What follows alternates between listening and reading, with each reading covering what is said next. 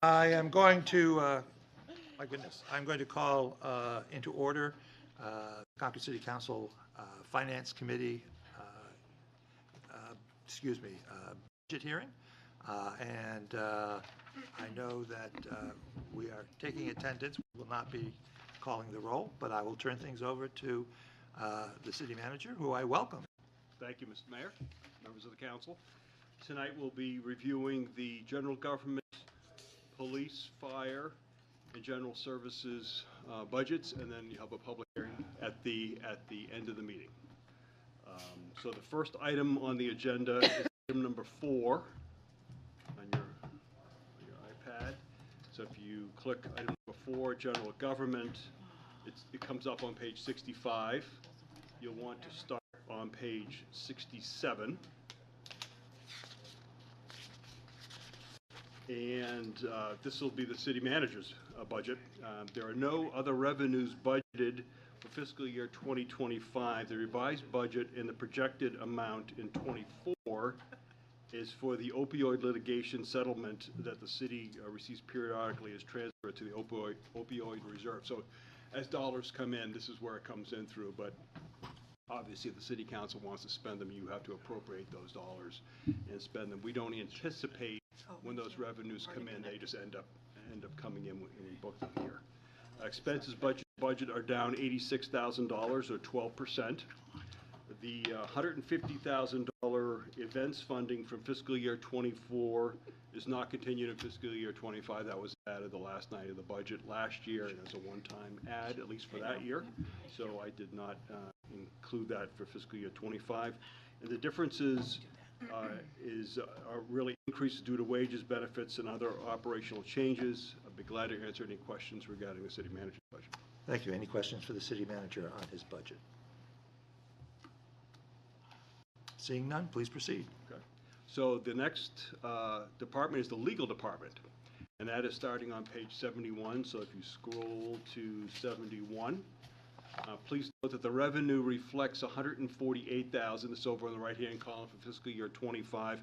That should actually be $78,550. There's a typo in there, so we're going to correct that when we do the adopted budget document. And we have other ones that essentially cancel that out. So it should be $78,550. The corrective revenues are up $3,700 or 5% for the folks who are new to the council. We provide prosecutorial services for Bow, Dumbarton, and Loudon. So there's revenues that come in for that.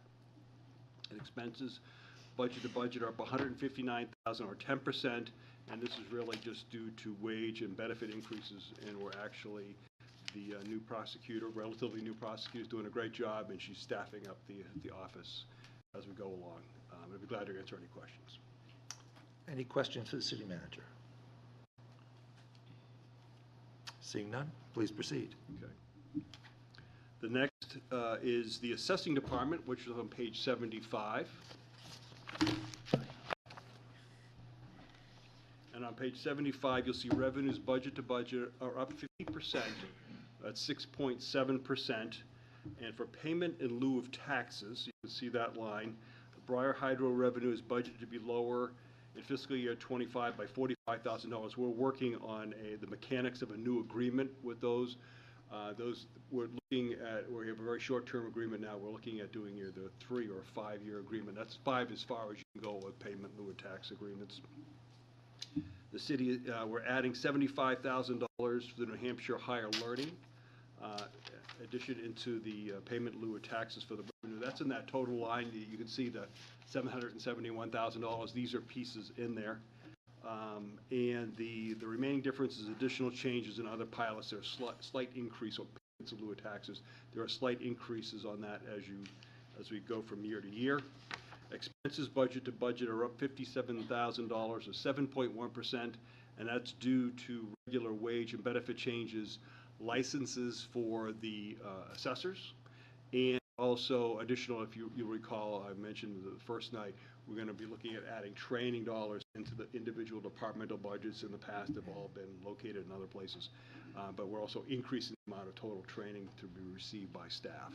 I'd be glad to answer any questions. Any question? Councilor Fennessy. Thank you. I just had a quick question in the payment in lieu of taxes line item in the 2024 projected. It shows about $200,000 more than what we had in the adopted and the revised. And then it looks like it's going to go back down in your budget for 2025. So it's just Going on there. Yeah. Yeah. So that is the money we got from Briar Hydro. Okay. So, Brian, you want to come in and fill in the specifics? Pull that close. Good evening, Council. So in 2024, we had a one-year agreement with Briar Hydro. The agreement was a flat amount at a little bit higher level. So that's why going back to 2025, the number is dropping down a little bit because it's at a lower level or a base level, and then it would increase based on the actual production of water going through the dam. So and then the other piece of it is there's a share of the dollars that come in through the pilot agreement for Briar Hydro that actually go to Merrimack County, Merrimack Valley School District, excuse me, and those dollars need to be reduced out of that 900, so it's a little bit higher than what it should be. I probably should have reduced it a little bit before I put it in the book. And you'll recall when we first did that agreement, because it was the first year, we estimated about $100,000 in revenue, and it actually came in at. You're thinking of the net metering agreement. Oh, that's right. Yeah, this is the pilot. That's right. Okay. metering. So. That's even better story. I'll say That's that. an even I'll save better that one for later. That's more money. So. Also, Thank you. Thank Yep. you. Thank you. Councilor Brown, excuse me. Mr. City Manager, could you just repeat what you said about New Hampshire Higher Learning? You said it's 50,000 was going towards that? There is 75,000. 70, could you That's explain? additional dollars that were not booked in the past. It's a new amount. It's a new item that's coming in. Could you explain what is that, the New Hampshire Higher Learning? What is that education? Is that? I'll see the assessors, he can do. Oh, that's right, he's not, yeah, couldn't be here. I believe it's a payment processing organization that processes payments for student loans, things like that. Right. So, and they qualify for a pilot agreement under the regulations that we have. So the assessing department's been working with them in order to secure a pilot agreement for them. It was for education, it's an educational loan program, so they actually qualify as tax deductible, tax exempt, but we do have a pilot because we have an agreement with them on how to do it. Follow up, Your Honor? Follow up. You say they. Who is the they in the, when you say? Hampshire. The New Hampshire Higher Learning, it's an organization, It it's is a just an company. Yeah, it's organization a itself. nonprofit company. Oh, okay, all right. We all understand what a pilot is, payment in lieu of taxes? Gotcha, okay, thank you. Any other questions for the city manager? Very good. Please proceed. Okay, so the next is, you want to be on page 78. And on page 78, we'll do the Human Resources Department. Revenues budget to budget are up $1,500 or so. And expenses budget to budget are down $26,000, and that's primarily due to the decrease in, you remember this existing fiscal year, we budgeted dollars for the class and comp study. Well, that we're not going to budget for those again as that was a cost.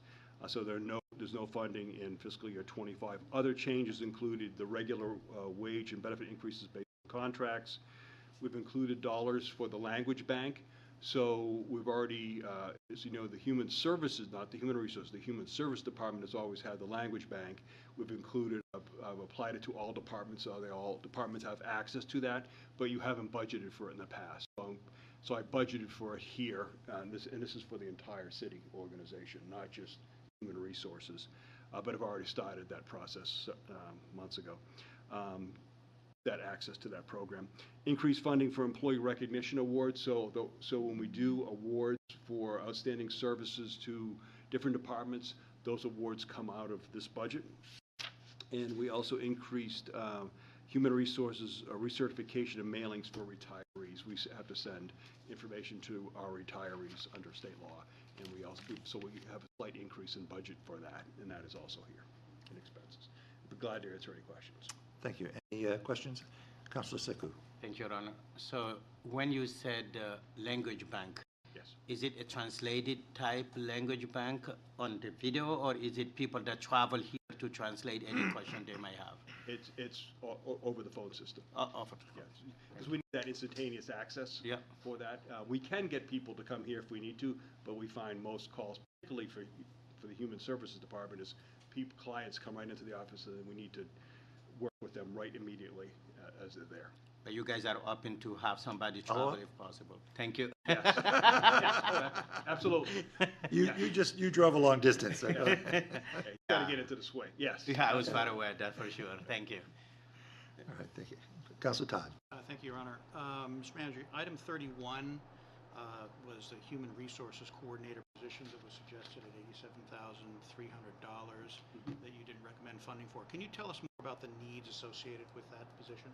Sure. It's the director is looking at, this is a staff of 4, and we have several of those employees, the majority, other than the director, are all probably on the same glide path for careers. So we're looking at succession planning. So what we've done instead to try to provide additional assistance, because you can imagine with staff turnover, there's a lot more churn through there, and we want our human resources to be out there working with potential employees a little more aggressively, and they're doing the best they can. So what we're doing is I'm going to be restructuring a position in the Community Development Department that we don't need as much staffing for within the Community Development Department to actually work with my office, the Human Resources Department, and Community Development to actually be a shared employee. And that would provide them the additional assistance they need and actually reduce costs. Thank you. Councilor Kretovic. Thank you, Your Honor. Again, in the same category of things not funded this year for the non-police employee retention bonus, this is the one that we put into place a couple of months ago that we expect to run out by year end. Right. $310,500, and we're not funding that because we expected it to end and it was a one-time. That's correct. That's correct. Should there be something that bleeds into 2025, as in January 2025, that we need to look at that, you'll bring that back to us? That's correct. Thank And you, that, sir. just so, I think as you all are aware, those would be a contractual agreement with unions, potentially with unions, because they're memorandums of understanding. So it's not something you can do unilaterally anyway. But yes, you'll be talking about that in the future. Thank you, sir. Any other questions? Just as a point of information, although I know this is not the budget we're on at the moment, does the police department also use Language Bank? Yes. I thought so. Okay, thank you. Please proceed. So your next section, you want to be on page 82. So keep scrolling to 82, and that is the Finance Department. Revenues budget to budget are up 4.4 million, or 6.9%.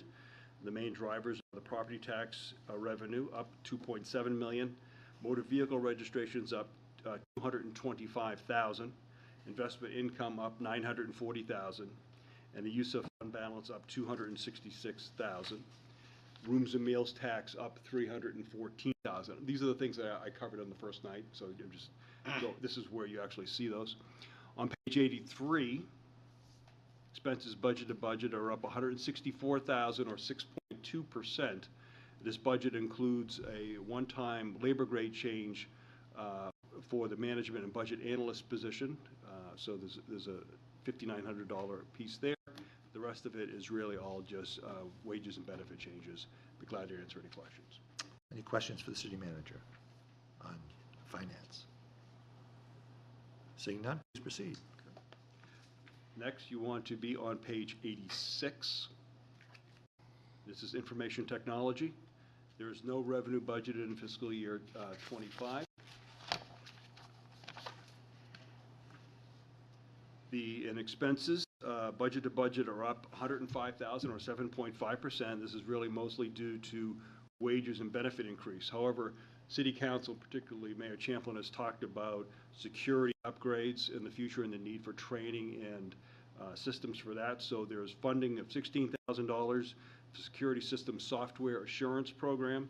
There's a phone system upgrade in conjunction with the new phone capital for $12,000. There's an email archiving system for the police department for $5,000. And there's an IT security awareness training program for $9,000. This would, of course, be for city staff. Glad to answer any questions. Any questions for the city manager? Council Brown. Yes, on page 87, I'm just looking at the average website visitors per month. It looks like it drops to less than half from 2022. But we just redid the website. Right, that number is just for the website only, not all the previous number, the 83,000, captured everything, all social media pieces of this. So now we're just going to be, IT is responsible for that website, so we're just going to track the website itself. We're not tracking social The media. other. Thank Yeah, you. That's done separately by Okay, somebody. thank you. Is that what that asterisk is? That's what they're, yeah. All right, thank you. Other questions? Councilor Keach. Thank you, Your Honor. Mr. Manager, with regard to freedom of information requests, do those go through IT, or do they go through each department and then they coordinate with IT, or what's the? They generally come in through most individual departments and then go to the legal department, and legal then manages those, working with whether if there's a requirement for IT resources, then IT resources, which many times there is. But they all start through generally individual departments, but end up in legal. Go out through IT, working with all the departments, come back through legal for review, and then go out to whoever made the request. Follow up. And is that an increasing burden on the city? I mean, Of course, yes.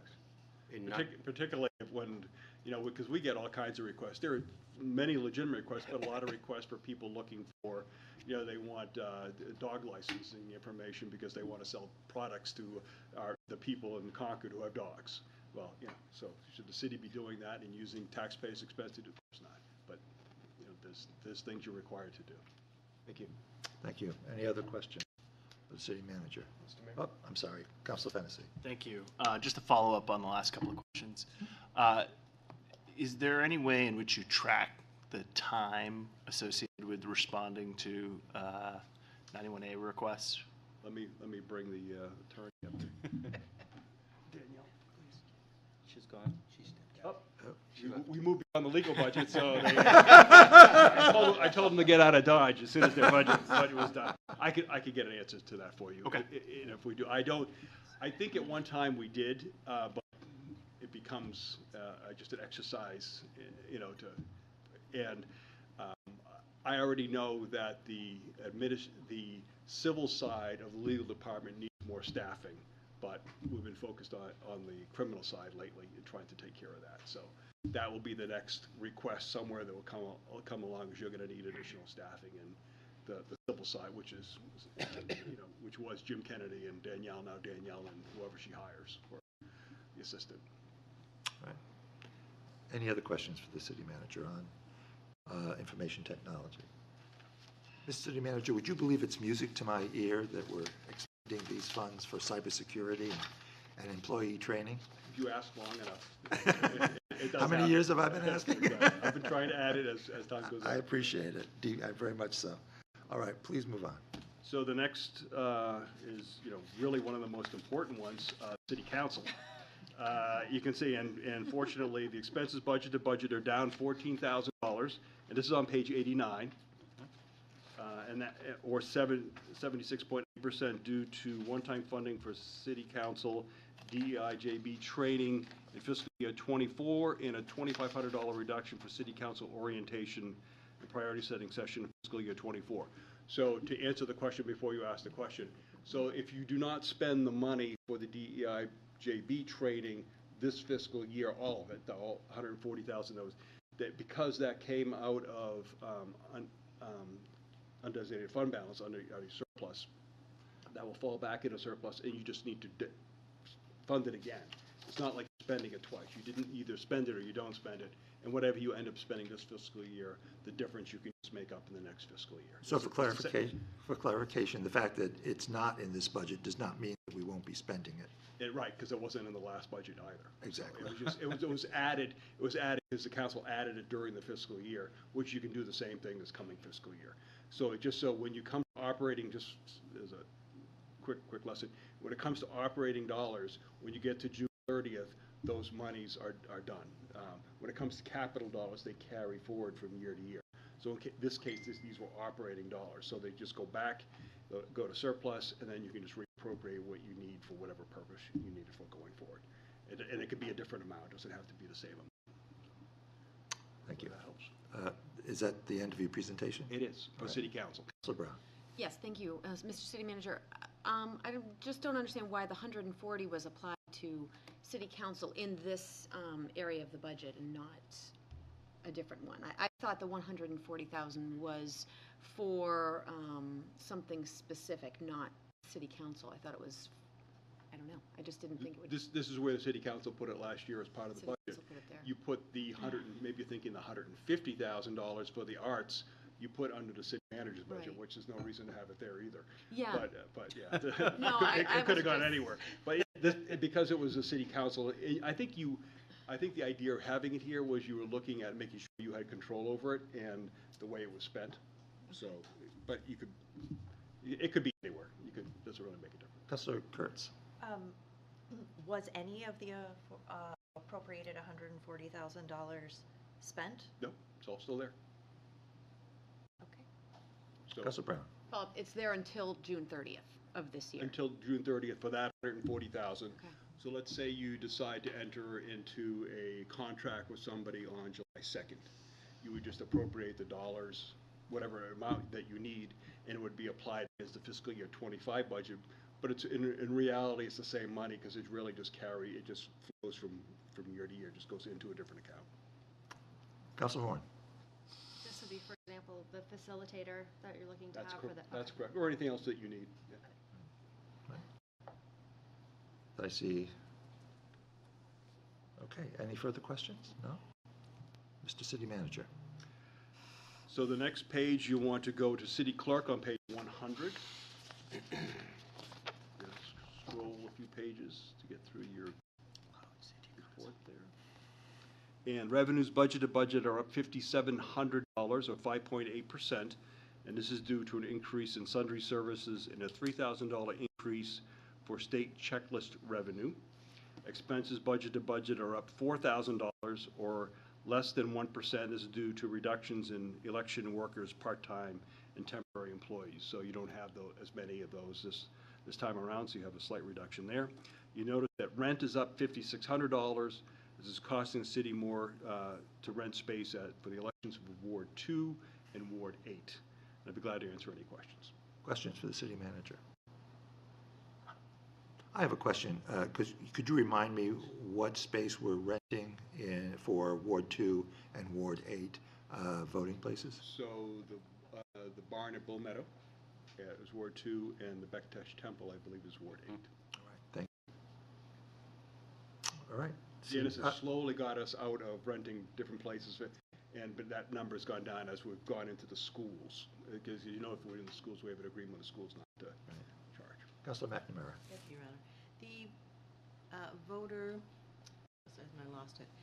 The goal, the voter fairs within the city, is that a new goal or a continuation of something we've done in the past? It's a continuation. Janice is, city clerk has done that Page 11. in the past. You're back in the, 2025 goals, hold numerous voter registration fairs in the city. I think it's fantastic. Do we have any data on how many and we hold? I can That's okay. I can find out. It's a great thing. Thanks. Councilor Brown.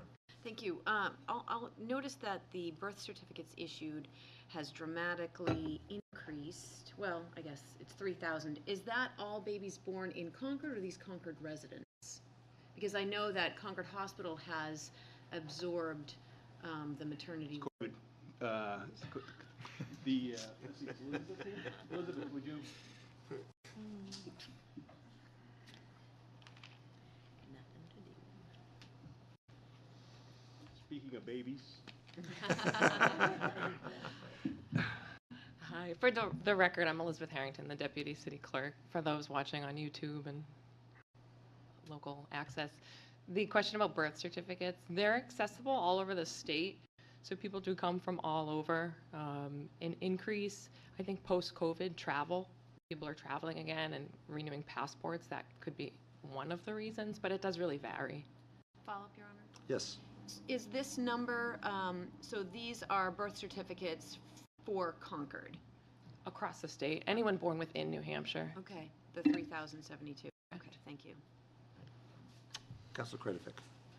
Am I not reading the number correctly? I'm seeing the 2023 actual is 3,380 and the 2025 projected is 3,072. That's not a gain, that's a loss. Look at the estimated, projected. So you're looking at 2878 up to 3072, Counselor? Your Honor, will you entertain me asking Counselor Brown I'm sorry. correctly? Yes, I was looking at the number and Yep, briefly. directly, if that's the numbers she was using, the Sure. 2024 estimated of 2878 versus the 2025 projected of 3072. I was asking if they were Concord residents. That's what I was asking about. Right. Thank you. While we have her, we could Yeah. ask about the voter registration fair. Sure. So we have one coming up on Friday where we do have, like other departments, we face some challenges with staffing. We try to be creative. So Friday is actually field day at Concord High School. And some of the students will be coming to the clerk's office. They'll be kind of running a bus on loop. So we have some students coming on Friday. It varies with concrete numbers of how many will participate, but that's one that we have so far set up. So that's one example. Councilor Horn? Are they generally in or related to schools that you're doing voter registration fairs? Not always. Sometimes assisted living facilities, nursing homes, things of that nature. The state hospital as well. They'll go to Heritage Haverwood Heights and other places like that and register people directly there. Any other At questions? least that's what they tell me they're doing. Councilor Sekou? Thank you, Your Honor. Mr. City Manager, where you said other government agencies state, I saw in 2023 we used 3,500. 2024 0 adopted or revised, and then projected, because as you said, by June it will be new fiscal year. But I see 4,000 allocated and only budgeted for 2025 3,000. Could you please explain that? That is, do you remember what the? Checklist. That's the checklist amount. So it's really driven by the elections. Okay. Thank you. You're welcome. Any other questions? Thank you. Thank you, Deputy City Clerk. Thank you. Thank you. Okay, that was city, so we're all okay, city clerk? Yes. Okay, so you'll want to be on page 102. And that is the general overhead starting on page 102. As we review this section, you'll notice that the layout of revenues and expenses is different than in previous years. All the same information is provided. And the change was made to be consistent throughout the entire budget, so they're all laid out the same way. The supplemental information provides the revenues and expenses for special programs, social service agencies in a more concise manner. Lastly, the explanations on the last few pages is more streamlined and easier to read, we believe. And now looking at the numbers, budget to budget revenues are down $1 million or 17.8%. And that is due to the cable TV franchise revenue down $96,000. And I'll discuss that more shortly. Retiree health insurance reimbursements are up $43,000. $150,000 decrease in transfers from trust for grants for events funded by the City Council. That's that $150,000 that I talked about earlier that you added from undesignated fund balance. A $900,000 decrease in transfers from grants and donations for the ARPA funds, so those federal funds that the city applied on for fiscal year 24. That fiscal year 24, the one we're in is the last year. And there are other changes in transfers from enterprise and special revenue funds. They go up and down based on the individual funds. On page 103, for expenses, budget to budget, they're up $1.3 million or 8.9%. $261,000 increase in full-time. This is the comp adjustment allocation, and includes funds for the cost of living increases, for any contractual negotiations that you do, the end of year wage accruals, retirement severance funds, and an increase in funding for health insurance opt-outs. So that's where that number is located. There's a $147,000 increase in retiree health costs, which is partially offset by the retiree health revenue increase of $43,000. There's a $598,000 increase in principal interest costs. Those are from projects that you approved last fiscal year, if you were here. There's a $53,000 in transfer out to technology reserve, so we're sending money out to the technology reserve. That you recall is, remember, we were trying to set aside dollars for some time when we're going to have to redo the fiber network within the city to connect city buildings. And there's a $152,000 increase and transfer out for pavings. That's the small increase that we're trying to add to the paving program on an annual basis so you can keep up with paving roads in the city. Next, on page 104, provides for supplemental information for special programs and the social service agencies.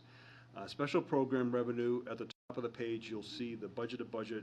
The cable TV franchise revenue is expected to be down by $96,000.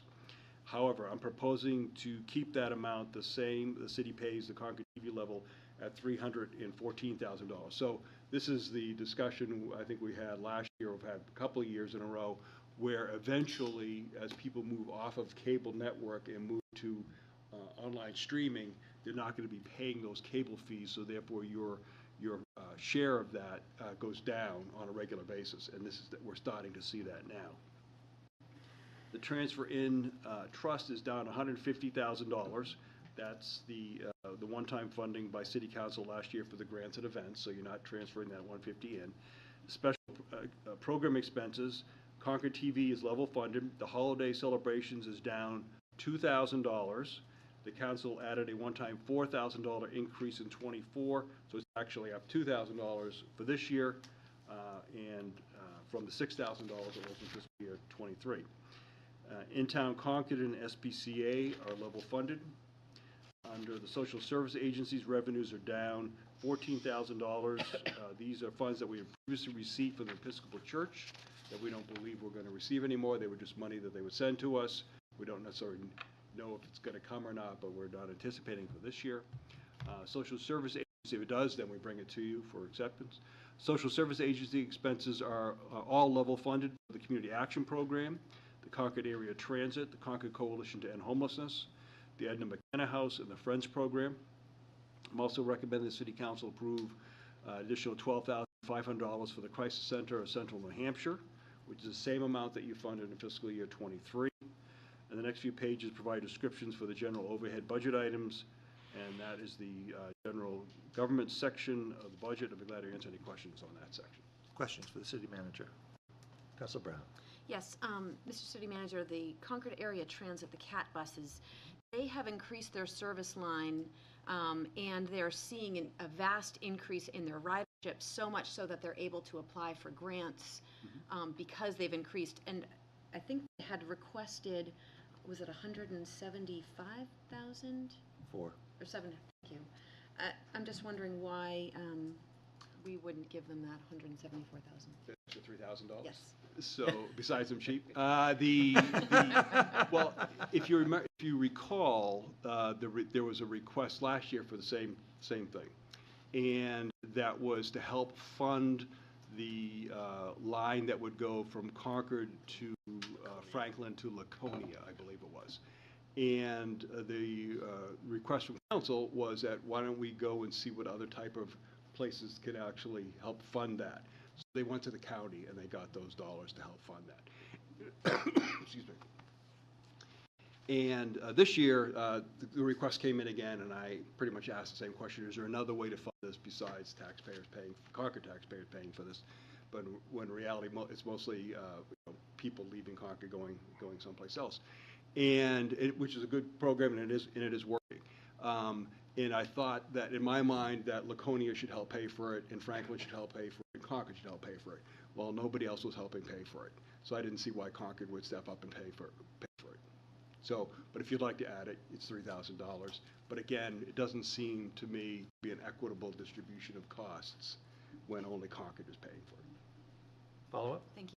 I agree that other communities should absolutely pitch in. I'm a member of the Transportation Policy Advisory Committee, so we hear the stories about how people use it to go to the hospital, to do shopping trips, and they're not just going one way from Laconia and so forth. And I'm just looking at the need for transportation, particularly our sustainability goals of clean transportation by 2050.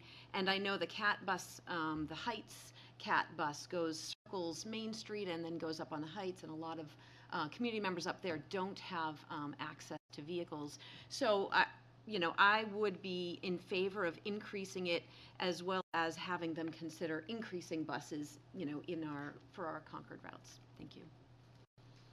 Council Krivik. Thank you, Your Honor. Mr. City Manager, the number of nonprofit organizations that are here, being 6 of them that are receiving funding this year, were there other grant applications submitted to you that did not receive funding? Yes. Are they in Yes, one of the appendices? I believe they're listed. Yeah, you have. Yes. If you point me in the right direction, I would be so happy, and it doesn't Sure, need to be right if now. I can find it. The glare from the light is bouncing off my forehead onto the screen, so. It doesn't need to be right now, if we can follow up. Thank you. 107, bottom of page 107. 107. Bottom of page 107. Bottom of page one, thank you, Jim. Thank you. Council Keach. Thank you. Mr. Manager, I think I've got this right, but if you just correct me if I have it incorrect. The funding for Concord TV exclusively comes from franchise fees, is that correct? I'd say traditionally about 95%. Follow-up, so the... But here, if you would like to, when the time comes. No, I sure. meant Yeah. the city funding. There's no general fund dollars that contribute Oh, to no, that. no, it comes from the franchise fee that comes in, that we collect specifically for that purpose. And of that franchise fee, what percentage do we retain roughly? I think, I'm going from memory, I was thinking somewhere between 30 and 37% of the dollars we collect goes to Concord TV. Follow-up? Follow-up. There's a question and a statement at the same time, but I would just suggest that Concord TV increasingly is critical to getting information out to the community. There's been a shrinkage in the way the media's covered council, and I think TV is critical, and I would ask if you think additional funding might be warranted. I would say they're vital, and I would say that it's money well spent. But I was trying to hold the amount solid, given that it's going down, as long as you recognize the fact it's going down. But I don't see it where we could actually really decrease that number and have them function the way they function. And again, it's money well spent. Every dollar that you spend there is well worth it, I think, for the taxpayers of Concord. Thank you. Council Suku. Just to build on what Councilor Kitch said, I think he's saying that the demand is increasing, and this is, as you said, it's vital. Yes. Are you looking to increase the amount that is allocated, right? That was your question. Fred. If I may, I would suggest that an increase might be warranted, because I think Concord TV increasingly is critical in getting our message out and keeping the public informed. Over my years, there's been a decrease in overall media coverage, and I think Concord TV increasingly has filled that void. So based on the city manager, please, based on the city manager answer, it seems like you are comfortable to maintain it how it is, but we are seeing that the demand is high, and we think that we should consider increasing the funding. I think you should consider increasing the funding, but it's probably something that you want to do. You can do it any time during the year. You probably want to come up with, for their planning purposes, they probably need a reasonably, not long-term, but, a 3 to 5 year contract of some sort, so they can make good budget decisions. And it'd be something that if you wanted me to go do, I could work with them on a new agreement, and based on different numbers, and that's something you could do it. Again, you could do it as part of the budget, you could do it outside the budget. Thank you, Your Honor. And they are a nonprofit. Do they raise money as well on top of what we receive, or what they receive from us? They do. They write grants. They raise additional dollars. They do work with the Concord School District, because that's where their home base is. Yes. And so there might be an opportunity there for additional assistance there. But that's a probably a tripartite discussion we could have Okay. with them in terms of, because they provide a lot of value to the Concord School District at the same time. Thank you. Councilor Fennessy. Thank you. I know the majority of the funding has come through the cable franchise fee, and obviously we know those dollars are going down.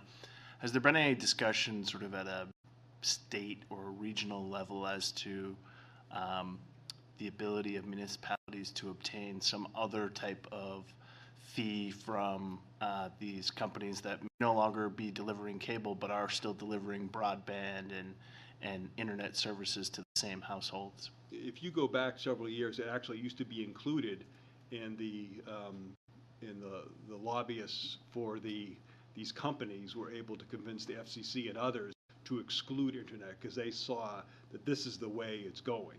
Eventually, you know, almost everything will be through streaming online versus, I think, besides just cable. So they saw this coming a dozen years ago and were able to purposely exclude the internet calculations, because it used to be part of the whole calculation, and actually advertising dollars at the same time were included too, but they were able to convince the folks in Washington that it wasn't necessary for a local government to receive any dollars for that.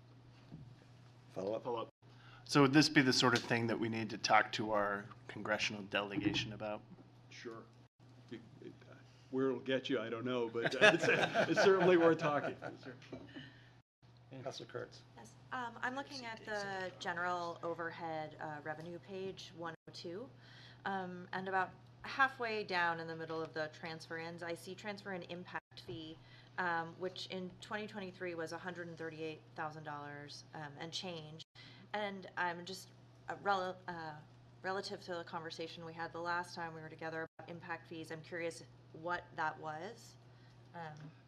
So if we collect, we do collect impact fees. Okay. If there are projects associated with where you could draw down dollars from those accounts to and it's for capital, right? Okay. So if you had a capital project that you could use those we draw down those dollars. So you can see in 23, 138,000 was drawn down for that.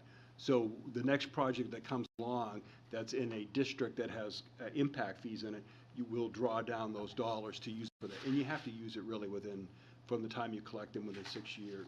I think I believe it's 6 years. And we keep really close track to make sure they don't expire and that you have to return them. Councilor Brown. Follow-up. Thank you. I just want to follow up on Councilor Kurtz's question.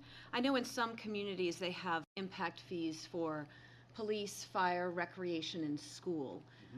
We're looking at potentially $176 million school, a new fire station, new police station. We're talking about extra fields, renovating Memorial Field. Do we, we're due for a reevaluation of our impact fees? Is that correct? In a couple of years, yes, you are. Well, you could do it any time. But I think that one of the misconceptions with impact fees is that you can simply charge them for a lot of capital projects to go along. The intent of them is that you increase, if you're increasing capacity in some way to deal with the impacts of something that's happening in your community, additional housing that goes on or traffic goes on, you can impose impact fees for those new projects to pay a portion of that increase. So the difficulty is we used to collect impact fees for school. Let's use schools as an example. And what you do is you collect the impact fees and you make the fees available to the school districts. We just pass them on to the school district, Merrimack Valley and the Concord School District, and they would use those to help make their bond payments.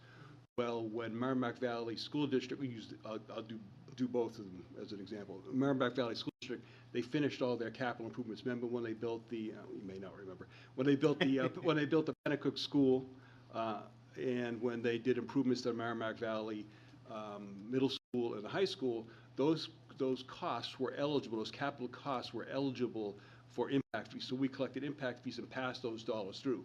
Those projects are done and they're paid for. So once they're paid for, you can't collect the fees anymore because all the debt's paid off on those.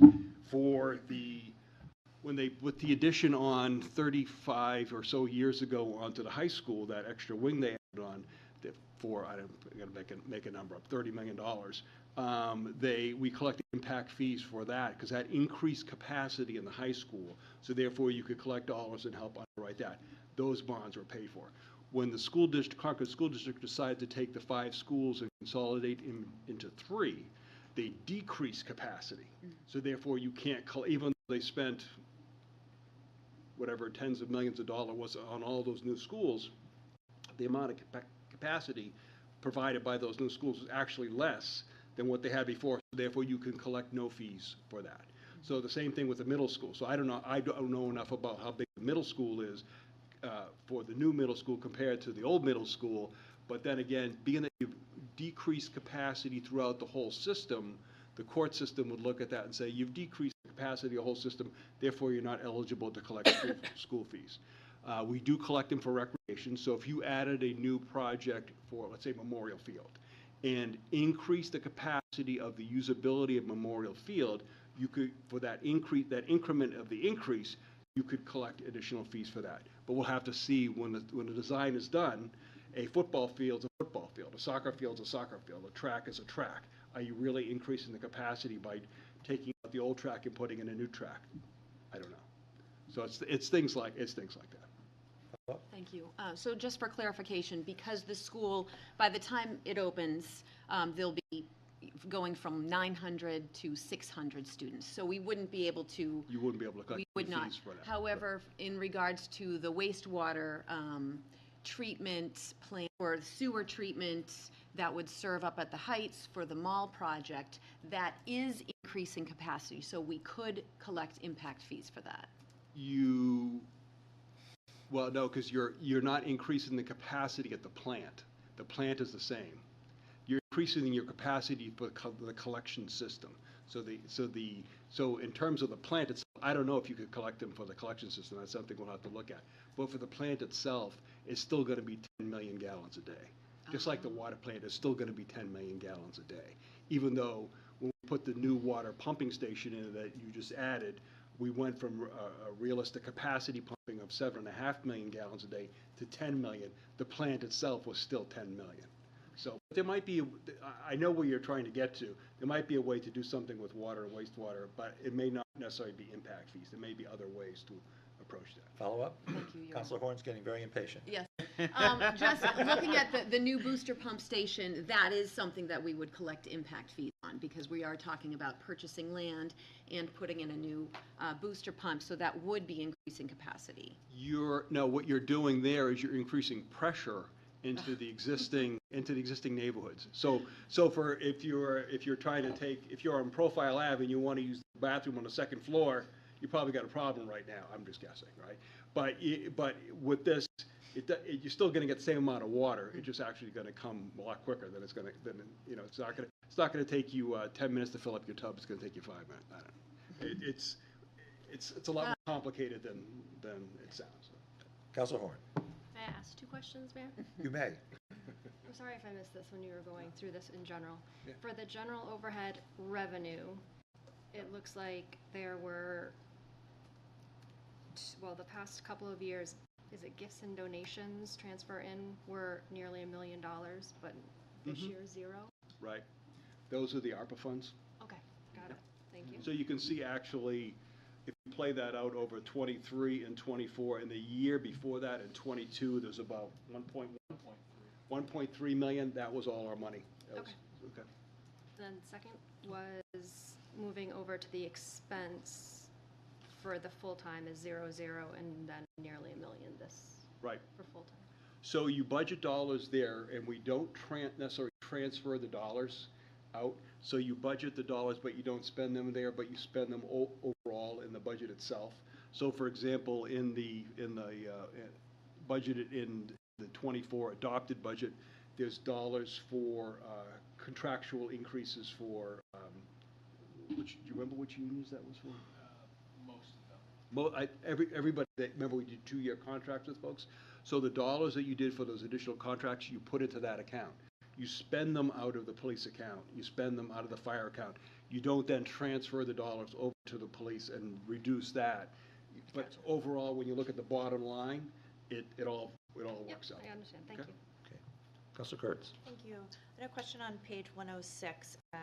The community action program of Belknap and Merrimack County made a request for an additional $7,000 roughly, which you did not put in, and I'm curious about your reasoning around that. Just these are dollars that the city council, it used to be, I'm going to say, probably double this amount, and through different various recessions, the city council has decided that these are really charitable donations you're making to these organizations, and you've cut it down to ones that deal with transportation, deal with homelessness and children, and that's where your focus has been. You've tried to keep these dollars level over the years and not decrease them further, and recognizing the fact that groups have their costs go up, you've tried to keep your dollar amounts the same, when a lot of times a lot of other folks who provide dollars to these organizations have actually gone down. So I know it's not an increase, but it's not a decrease. So there's no reason you couldn't increase it, and they do good work. It's just essentially you're collecting taxpayer dollars and then transferring them to the private organizations. Thank you for your reasoning. That's what I was looking for. Appreciate it. Any other questions? I'm Counselor Todd. No, go ahead. I have one, and it's going back to Concord Area Transit, public transit. Has Concord Area Transit in recent years come to us with a proposal to extend service hours? I have not to me. All right. Possibly they may have discussed that with Transportation Policy Advisory Committee. And I do know they've looked at it in the past about potentially doing more on Saturdays and different things, but I'm not familiar with All it. right. And I haven't seen it, and I have not seen a dollar figure that goes along. All right. And are you aware that they've come to us with any proposals to add routes? No. All right, thank you. Counselor Todd. Thank you, Your Honor. I was just, before we would go on to the next section, I was wondering if you might, and the city manager might entertain, I know that there's some folks out here who want to talk about CAT buses, and maybe some others who are wanting to testify. Would you consider, for that reason, so that they don't have to wait till the end of the meeting, to be able to allow folks to testify after each section, or after this section at least, certainly, of the meeting? For that reason, and also for continuity's sake, for those who are watching, recorded or live the meeting, that continue the same discussions. If everyone else has to suffer, no.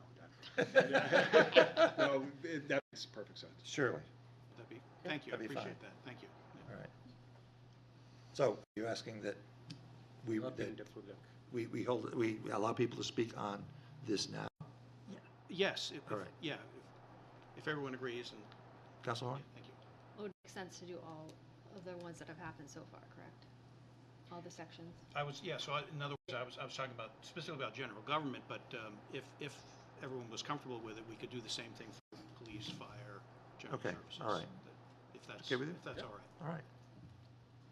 Any other questions? All right, we will, as soon as the city manager. Clear the table. Sorry. Leave your wallet. My phone, it's more important than my wallet. And don't leave your phone. It's the first time I heard the wallet is important, because now there's no cash in it. So. Is there anyone who would like to testify on the general government category of the budget? Councilor Todd, there better be somebody. I'm sorry, Mr. Schweiker, I apologize, I didn't see you. Mr. Hardy is also waiting. All right. Yeah, please extend your hand high if you. Welcome, please identify yourself. Good evening, members of the Finance Committee. I'm Roy Schweiker, and I'm not one of Mr. Todd's minions. I don't know much about the bus system, and I will limit my comments on this particular section to 2 items, reserving to talk more on other ones. The first thing is, I do not think we should be giving the city manager a computer allowance. Have we ever learned anything from Hillary Clinton's email server? We should get the city manager a top-of-the-line computer that's owned by the city, maintained by the city, contains all the city business he transacts, and it stays with the city when he leaves. Because we shouldn't have people conducting city business on private systems that may go away. That's item number 1. Item number 2 was the crisis center. You may recall that was last year or the year before that I said that some person I knew who was having domestic issues called the crisis center and were told there was a 2-month wait to get in their shelter. And I said, this is not a crisis center, this is the Concord Housing Authority. We need people to do something right away. So I think before you give them that $13,000, you need to determine whether they in fact are taking people right away, or whether we should spend that $13,000 instead to create a room in the new police station where domestic violence victims can hang out immediately. Thank you. Thank you. Any questions from Mr. Schweiker, Councilor Kretovic? Thank you, Mr. Mayor. Mr. Schweiker, thank you so much for the question, especially with regards to the Crisis Center of Central New Hampshire. They do operate a shelter in Merrimack County. The location is not really known to everybody. It has a capacity to serve at full capacity 24 survivors of domestic violence, sexual assault, elder abuse, human trafficking. That shelter is full all the time. And when you look at the housing crisis that we have, not only here in Concord, but also in Merrimack County, there has to be a mechanism for people to be able to move out of shelter into housing. That's a real challenge in this community in particular. Beyond that, there are individuals that aren't quite ready to leave the situation that they're in. So sometimes crisis support means we're going to help you build an exit strategy.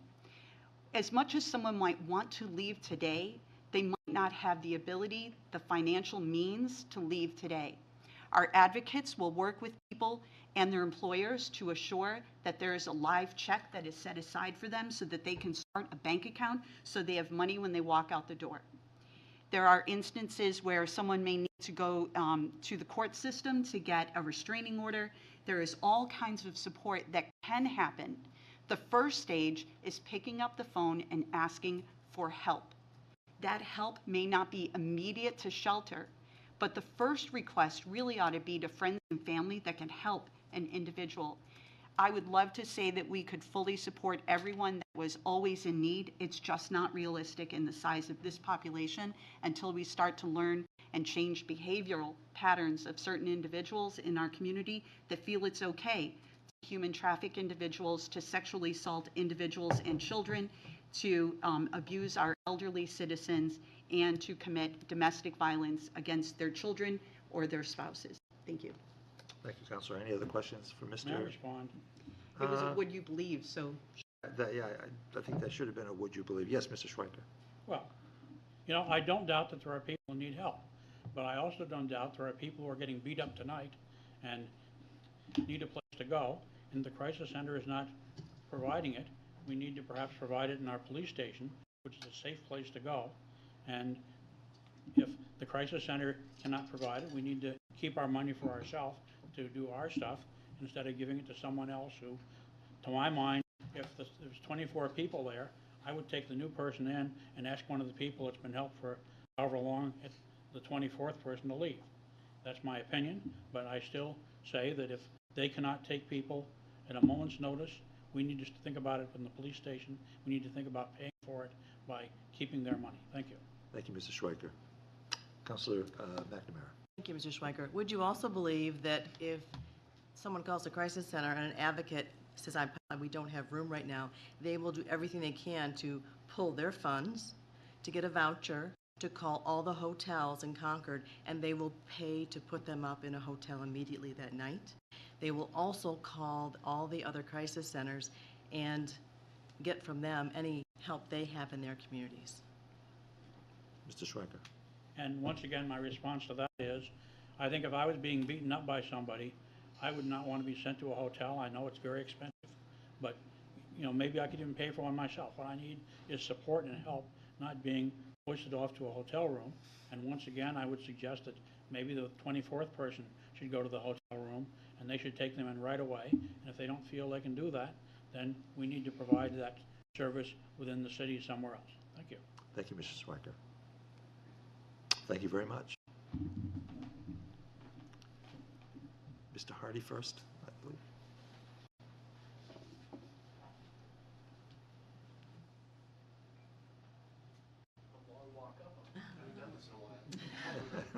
You're too used to sitting in the back of the room. I know. it's more comfortable back there. Please identify yourself. Welcome. Hi, thank you. I'm Josh Hardy, the Executive Director of Concord TV.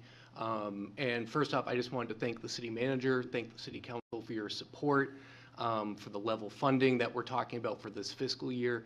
There are a couple of questions and a couple points that I just wanted to bring up. First, about fundraising, about what Concord TV does for fundraising.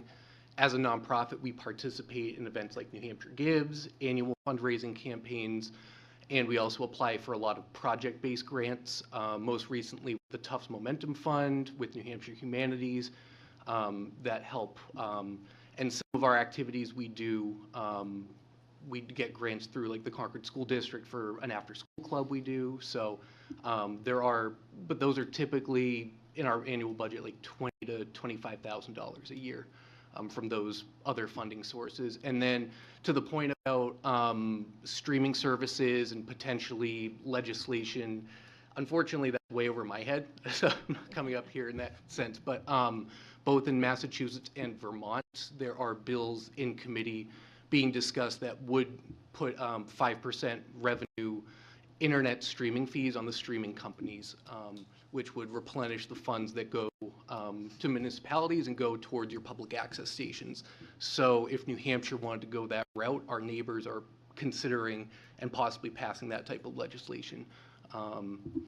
I think those are my couple big thoughts. Again, just thank you to the council for seeing the importance of local media. I agree to the points of the funding structures of other for-profit media are going away. We're seeing other media organizations struggling, and in terms of who's actually covering what's happening here in Concord, and we've maintained that for 25 years now. So, and if there are any other questions, I'd be happy to answer, or you know how to find me too. Councilor Kretovic. Thank you, Your Honor. I have two questions, if that's okay. Certainly. So the city manager brought up the Concord School District and funding, and you did mention that there's a small grant that the Concord School District gives you. They have their own channel, much like we have our channel for government. Are they also funding you to the same level that we are funding? No. What we receive is rent-free space at Concord High School. Okay. There's a rumor, and maybe you can dispel the rumor. This will be my question. Is this real or is this fake? I had heard that Concord TV staff are helping support the IT services of the school district at this point in time at the high school. Is that true? No, I'd say that's not true, but sometimes there are questions that overlap that we try to help with only production related, but if they have a question at the help desk about something that might be video related, we might go over and answer a quick question, but day-to-day, no. Okay, thank you so much for dispelling that rumor. I appreciate it. Thanks. Thank you. Any other questions for Mr. Hardy? Thank you. Seeing- Thank you. Thank you. Thank you very much. Terry?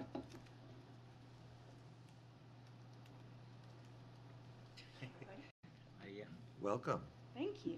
Please identify yourself for the record. Yes, sir. I'm Terry Page. I'm the Transportation Director for the Community Action Program for Belknap and Merrimack counties, which includes Concord Area Transit, amongst other services that we provide for transportation. And I also want to thank you guys very much for the ongoing support that the city has always provided to Concord Area, well, it's always 25 years or so, has provided for Concord Area Transit. It truly is one of the cornerstones of our funding for how we are able to move around here in the city, particularly, but also a little bit further. We did have the expansion route that happened this past summer, spring, started in February. So we have ranged a little bit beyond Concord in that regard, and it has been very successful so far. Numbers aren't huge, but we're getting there. And just to answer the bringing people to Concord, we're also bringing people from Concord north. So it is a two-way street in that regard. Primarily right now it's for work and medical that we're experiencing the most rides, which is really exciting. We're bringing folks from Boscawen here into Concord to work, and we're bringing folks from Concord up into the Lakes region to work, which is really, I think, the key to what we're looking for with that service. So we thank you for that and for the ability to move forward with that. We are looking at, we have always looked at expansion options here in the city.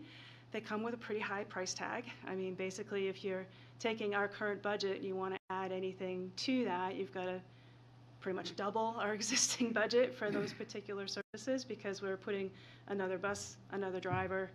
You know, it's all operations at that point. There's not a lot in terms of what we could do for capital, which is a little bit easier for us to be able to procure. So it is possible. We have a couple studies where we could make that happen.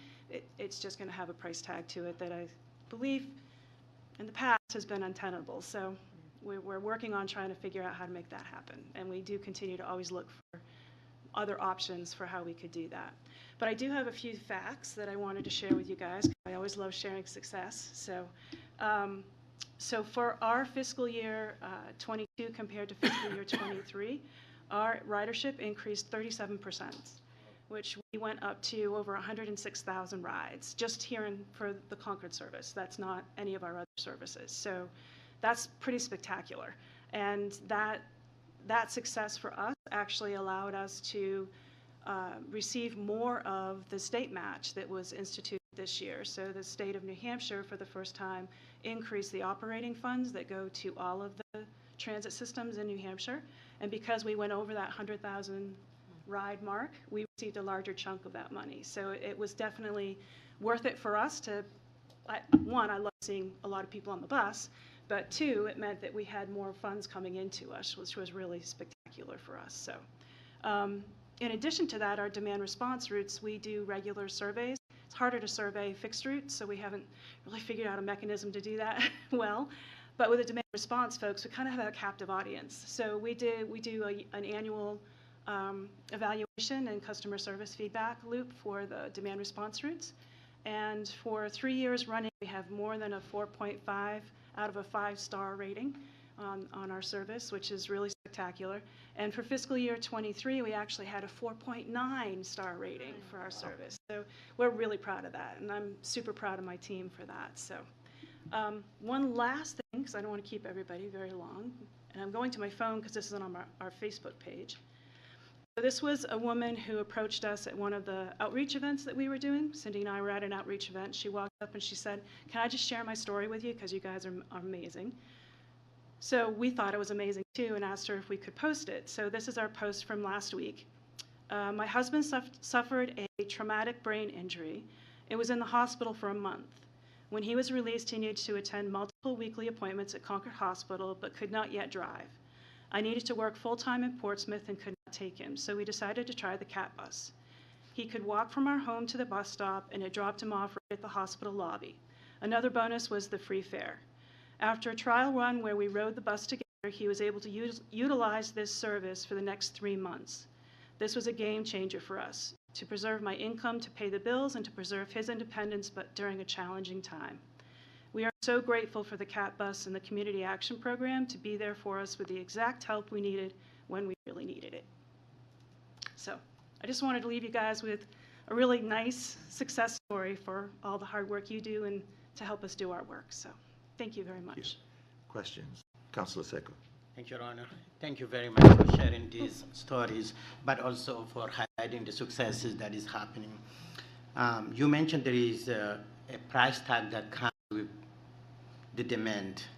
Mm-hmm. Can you state that really the demand is high, even if we have today the funds to buy the bus, to hire the extra bus driver? driver? Yeah. Is the demand there, or there's not demand yet? With what we have, we can cover it for now. So right now, for capacity on our existing routes, we can cover it pretty well.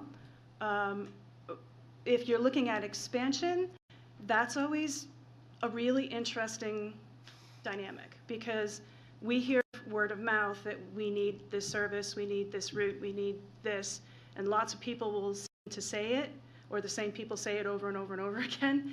And our experience has been in the past, when we did offer like a Saturday service for a period of time, several years ago, granted.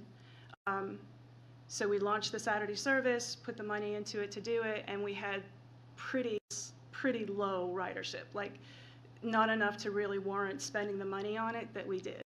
And it's kind of the same with changing, like trying to find different routes or expanding the actual geographic area that we serve, because you really have to look at key ride generators, not just a few people who need to get from a certain housing unit to a certain place, or, you know, you need to look at a ride generator that's going to generate a full bus for you, or as close to a full bus as you can get. And trying to pin that down is sometimes complicated. And we're working on, you know, the study. The state is doing a transit study that will help identify those gaps in services, and we're working with them to help identify those gaps. And it could be that there's a place that really makes sense for us to put an expansion service in, and then we would also have the state backing for the federal funds that we need to be able to make it happen. So. Follow up? Thank you. You said several years ago when you guys tried the Saturday. Can you state that now in our community, because several years ago, I don't know how to define, is it 3, 4, 5, 7 years ago? And then I myself, in the building I live, I have been giving somebody a ride to Lowe's and the school because the car died. And the problem was not even the ride, because they can get the ride, bus ride, but it was the hours. Because the hours we operate was not fitting into what the family was looking for. Sure. So could you say here that even if we didn't add a bus, there is a potential or an opportunity to extend the hours of operations? And then several years ago for Saturday, is it doable to, or the demand is there to extend Saturday? Because I know, of course, there is other communities that you are saying might need the bus. But we are looking at Concord as a community here, and how can we support Concord residents in general? Sure. So first of all, I'm always eager to hear from anybody about what we need for services. So if you have numbers for me, if you have areas for me, I would love to hear from you in terms of what that would look like, because that's going to help me with giving the information to the state to put the plan in place. So that would be fabulous. If you have those stories, the numbers, that sort of stuff, please send them my way, for sure. Several years ago was probably 8 years ago, somewhere around there. It was a while ago, yeah. So I think there is an opportunity. If Follow there up? is a, thank you. There is an opportunity here, thank you, Your Honor. If there is the demand, because 8 years ago, our community has changed, and we can all attest to that. Sure. I don't know if the demand is there or not, that I cannot tell you, Sure. but I can just say that the community changed and there might be a need. If it's not a Saturday, maybe there is a need to explore extending the hours as well. Always open for that. Yeah, thank you. Thank you. Councilor Kurtz and then Councilor Service. Thank you. Thank you so much for You're welcome. sharing those successes and for the work that you do. I have may I ask 2 questions, Certainly. Mr. Mayor? Thank you. I wondered if you know, is there a timeline on the state transit study that you mentioned? Do we have any, have they offered a potential finish time, and we might look forward to those results?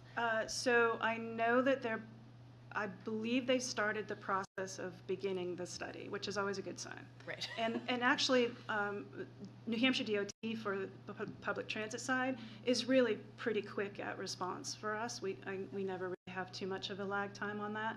So I would anticipate it's going to be, you know, within 6 months to a year, something like that. Great. I look forward to that. And then my second question is, do you have a communications budget? I know you do some wonderful outreach to teaching people how to access bus services and ride-alongs, and I'm thinking about, do you have a communications budget for things like Public promoting, you know, riding the bus for sustainability, or really putting out there that there's Saturday service? Just the other day I was in a community meeting and someone asked about reducing bus fares, and the mayor, you know, corrected the record to say, actually, the bus is free, and everyone was like, what? You know, and I was like, why don't people know the bus is free? So, which is not a criticism of what you have done. yeah. I'm wondering if that's an area where you have the resources you need, or might Sure. need more support. So to be truthful, the communications budget that we have is right now what we call our advertising budget, and I do have an advertising budget. And I also have some great people and the luxury of being within the Community Action Program is we do a lot of outreach as the Community Action Program. So whenever there's any kind of an outreach event in the city, we are there as, you know, providing information about public transportation. And so I'm working currently on both a fundraising plan for the first time, like an official, written down, these are the goals we're going to meet, fundraising plan. And the next stage would be the communications plan, or probably in tandem, to be able to solidify what it is that we do in an official way.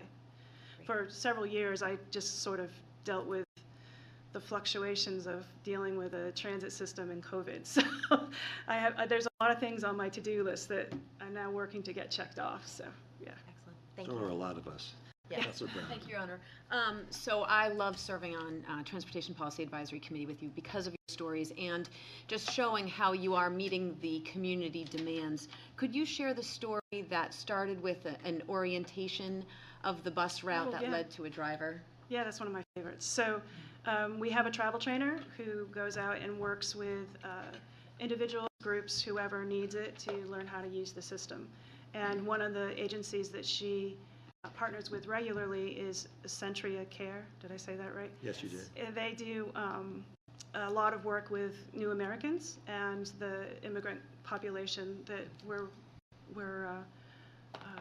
contact with here in Concord.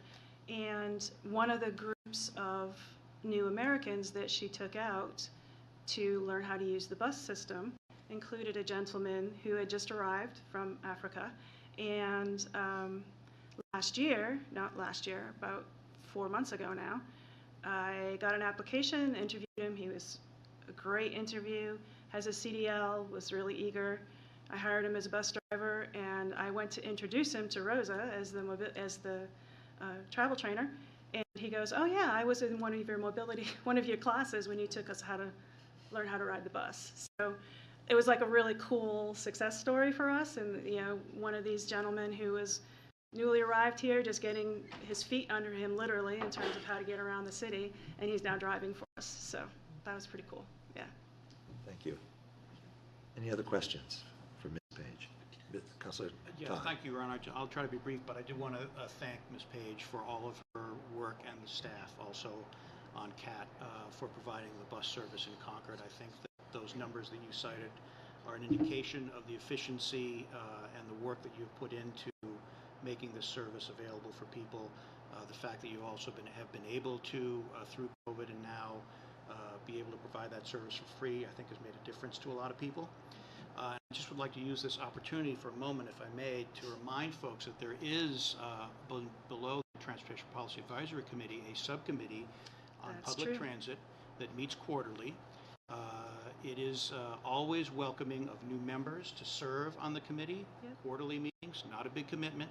Also, for those folks who out there who are interested, as Councilor Siku had mentioned a moment ago, that there is demand, if there are folks out there who are interested in providing input on the CAT bus service, providing input and testimony on what improvements could be made, either extending hours or weekend service or what have you, the more we can hear from folks on that committee, and I've been serving on that committee for a long time, so I can say the more we can hear from folks, the better off we are in terms of being able to create a plan, such as the city manager had referenced earlier when he was up here discussing the bus service. And I know the mayor had asked him that question, have you ever received a proposal? Well, I think the reason that the city has not received a proposal is that we need to get that evidence and that information from the public. Correct. Would that be a good kind of way of? Yes.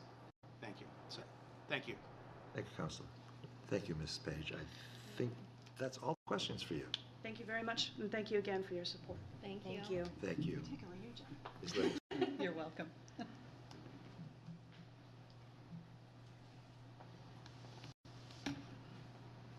Welcome. Thank you. Please introduce yourself for the record.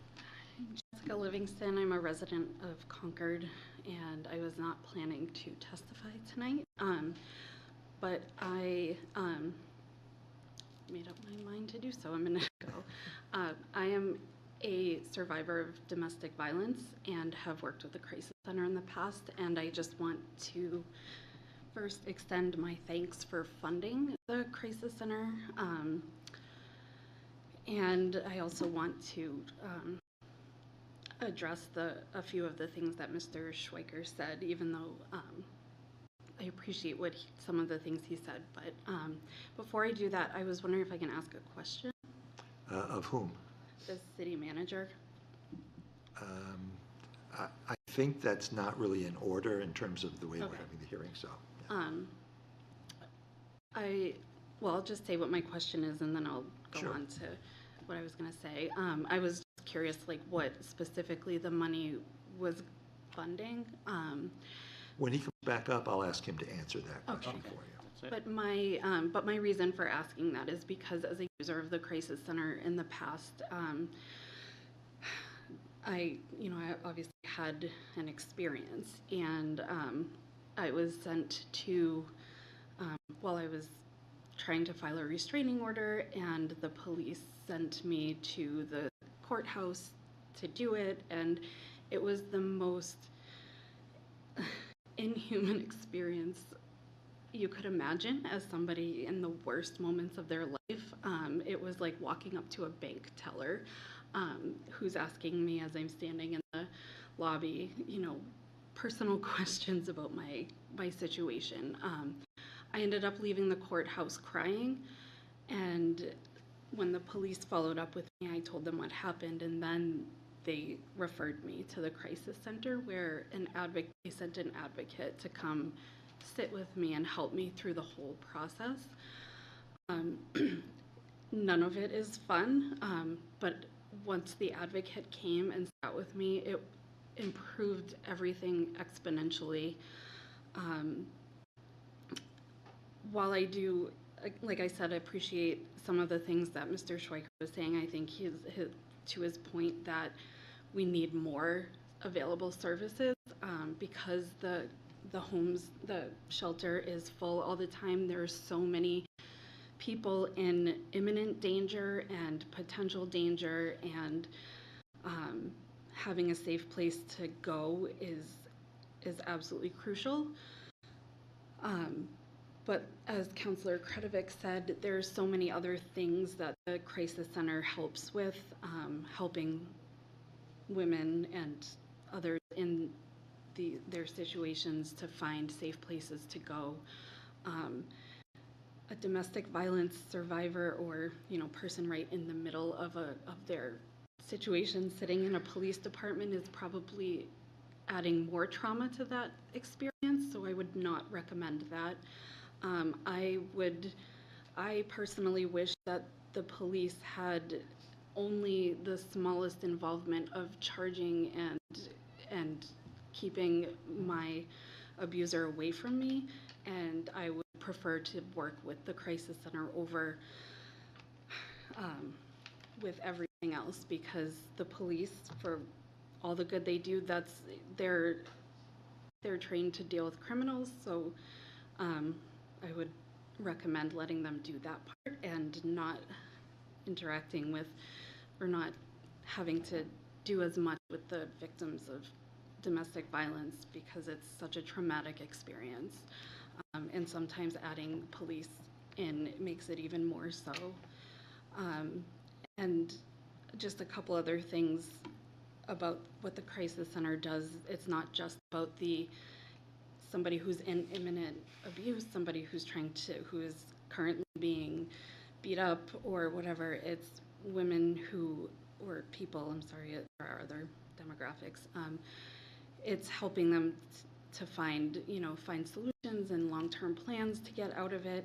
But it's also, I've volunteered with them in the past since my experience, and at the time they were working really hard at engaging men in the conversations to try to call out other men or call in other men, educate other men. They were working with hairdressers, because when you're at the hair salon, you talk to your hairdresser about everything, and they were training hairdressers to be able to identify and help if somebody discloses to them, and just the amount of work that they do to help address to be proactive about it and also reactive, I think is just really crucial. And again, I'm really grateful that the city manager put that or approved their funding if they applied for it. And I just would like to see when he comes back up, I'd love to learn a little more specifically what that money is going towards.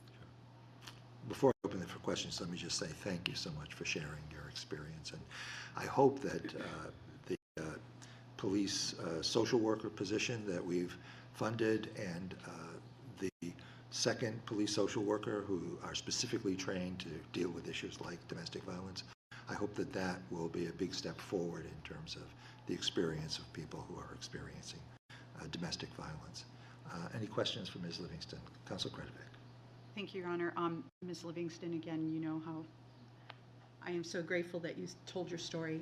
I wish more people in the community knew that they could look in a room, they could count the number of women, and they can know that more than 4 of us have been a victim of domestic violence, sexual assault, or some other atrocious crime against a human. I did want to just point out, and I apologize that it's not really a question, but more of a statement, that when a person does disclose that they have or are experienced some sort of personal violence, what you expressed, having to speak with the police officers and then going to court and then feeling as though you are publicly on display answering these questions and then getting an advocate, sometimes the victim of a crime has to tell that story some 23 times over and over again before they actually get the type of response that is needed. But if you are the one that committed the crime, you're going to tell the police or not, you're going to tell your attorney, and then you're going to say it in court or not. So they might say it 3 times and that's it, versus the victim that has to say this and be repeated pain emotionally over and over and over again. For that, that's why I appreciate you telling this story, because I know it's not easy. Thank you. My 100th time. Councilor Sacco. Thank you, Rodon. I just wanted to say thank you for your courage. Thank you for sharing this story. But I want to second what what the mayor said, because I met with the social worker, and I will tell you, she's sharp. She knows what she's doing, and I am very grateful for what she does, because she shared from the older abuse to everything, and from the report that she received from her sergeant, I think, make the report before it goes to the deputy chief. Everything that happened at night when she's not there that is related to her work, she take it and go deal with it. So now maybe with adding the second one, the hope will be we don't have, if it's not crime related or something that the police need to either, maybe we won't have to deal with the police, we will deal with the social worker. So there is an intern that she's trying to bring, and of course the second person. And everybody here, I invite you guys to meet with her. She's sharp, she's amazing. Yes. Thank you. Any other questions? Thank you so much again. Thank you. Thank you. Would anyone else like to testify on the general government portion of the budget? Okay, seeing none, Mr. City Manager, would you like to rejoin us? You said you met with her. Nicole. Nicole, yeah? Oh, yeah. She shared some, oh my God, amazing stories. I'll let And in a I'll minute let you to get- boot back up. I know.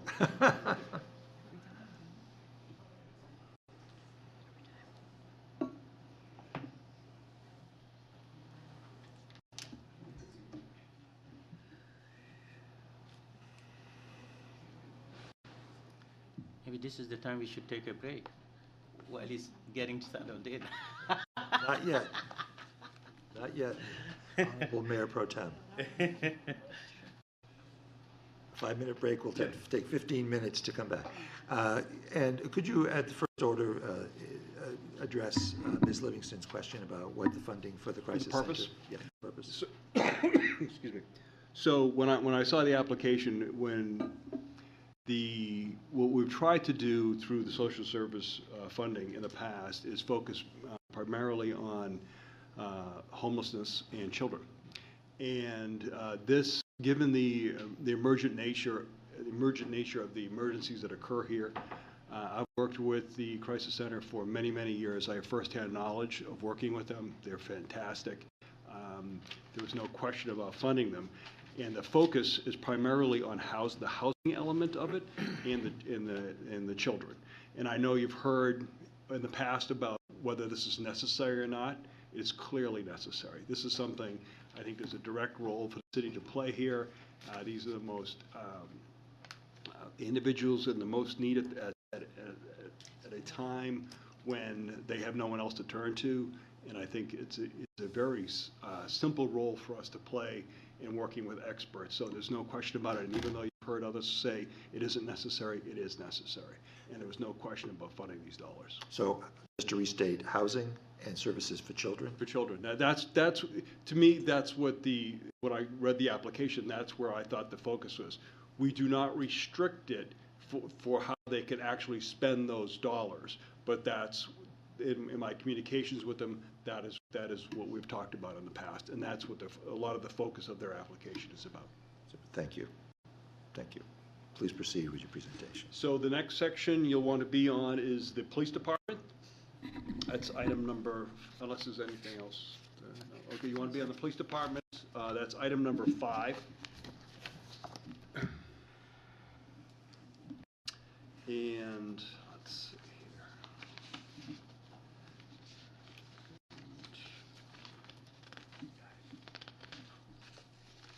Don't worry, this is stuff we've already gone through. Okay. Oh, good. So the, Ian, you want to be on page 111. So scroll a couple pages. Revenue budget to budget are up $7,000, or 1.1%, due to increases in other revenue in the school district payments. The school district pays a share, I think it's about 75% of the share of the school resource officers that we have out there. So that number goes up as it tracks with the police department wages and compensation. On page 112, expenses budget to budget are up $298,000, or 1.9%, due to wage and benefit changes of $262,000. But note, there is a reduction of $200,000 for attrition. So this is something we've used in the past.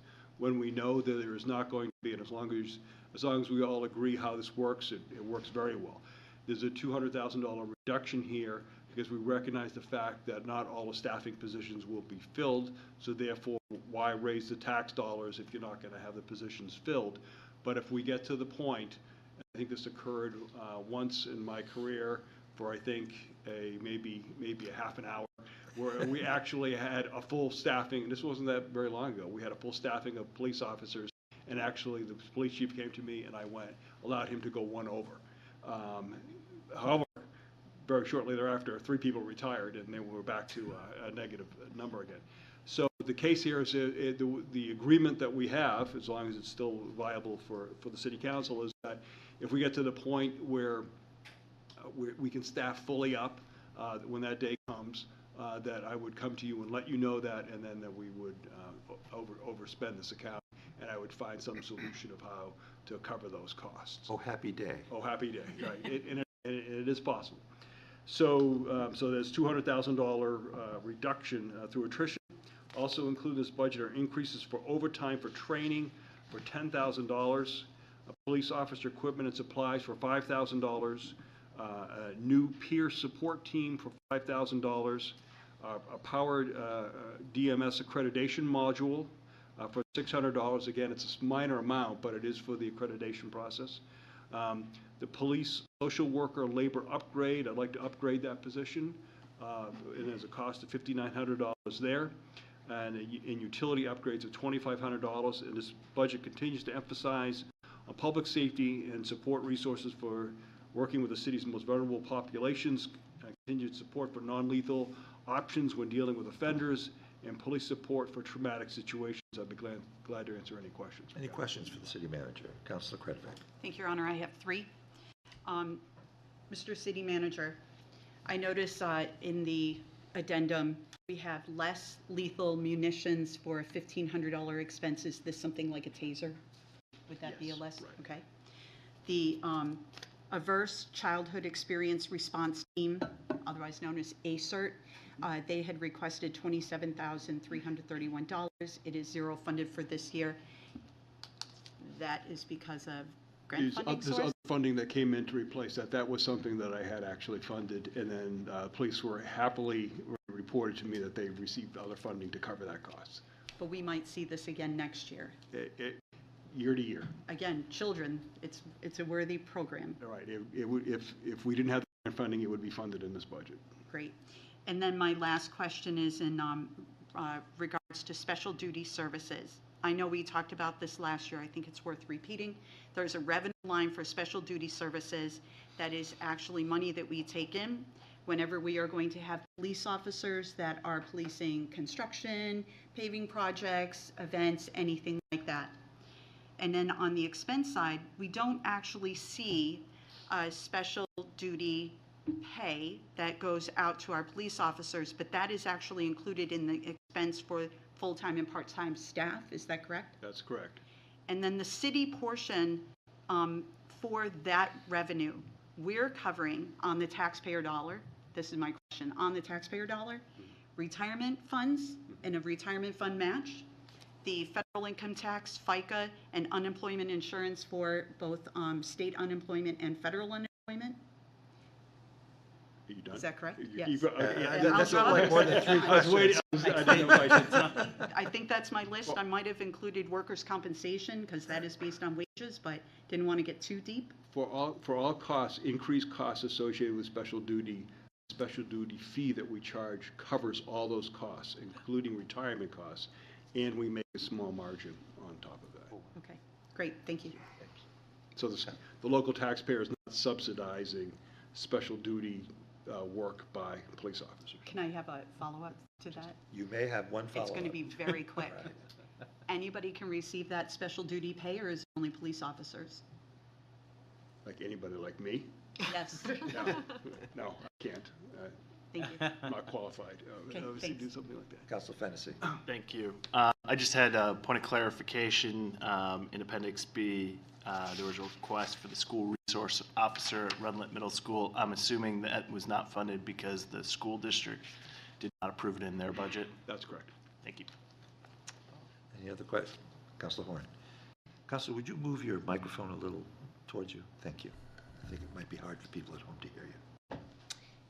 For the overtime, it's looks like you're dropping it about 60%, and it looks like last year you budgeted also for that lower number. Do you think that's very optimistic where we're so short on police staff to have that number? Sure. So what we budget for is what we would need based on full staffing. So you'll see that the full-time numbers, other than that attrition number that I talked about, assumes is for all the positions. So we have there's an agreement that we have with the police staff where essentially where they do not spend in the full-time dollars, as you can see, that's underspent by quite a bit. As you go up the 24 projected, that there's going to be an additional expense related to the overtime dollars. But then again, at the same time, the benefit costs are less because you don't have that many officers collecting benefits. So we budget straight as it would be, not knowing what the overtime numbers are going to be, not knowing how many staff people we're going to have for each year. So you could budget additional dollars for the overtime, anticipating that you're going to need it, but then you decrease the amount of full-time staffing budgeting, so you have essentially unfunded positions. So it's really just a numbers game at that point. Other questions? Mr. City Manager, would you believe that I really appreciated the thoroughness of the report on the goal status of the police department, and particularly item 1, to seek to fully staff all authorized, sworn, and civilian positions. But would you believe that I'm going to stay up tonight because of the part of the report that says that the department had, at the time of the report, 13 police officer vacancies, and that there are 9 sworn members who are now eligible for retirement this year? Right. It keeps you up too, huh? Yeah. So if you want to call somebody in the middle of the Yeah, that's night, we right. can check. Brad calls me, so, yeah. All right.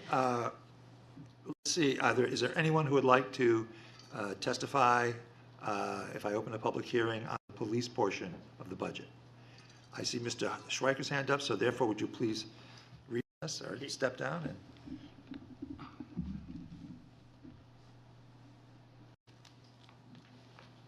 I'll now open the public hearing on the police portion of the proposed fiscal 2025 budget. Welcome, Mr. Schweiker. Good evening, members of the Finance Committee.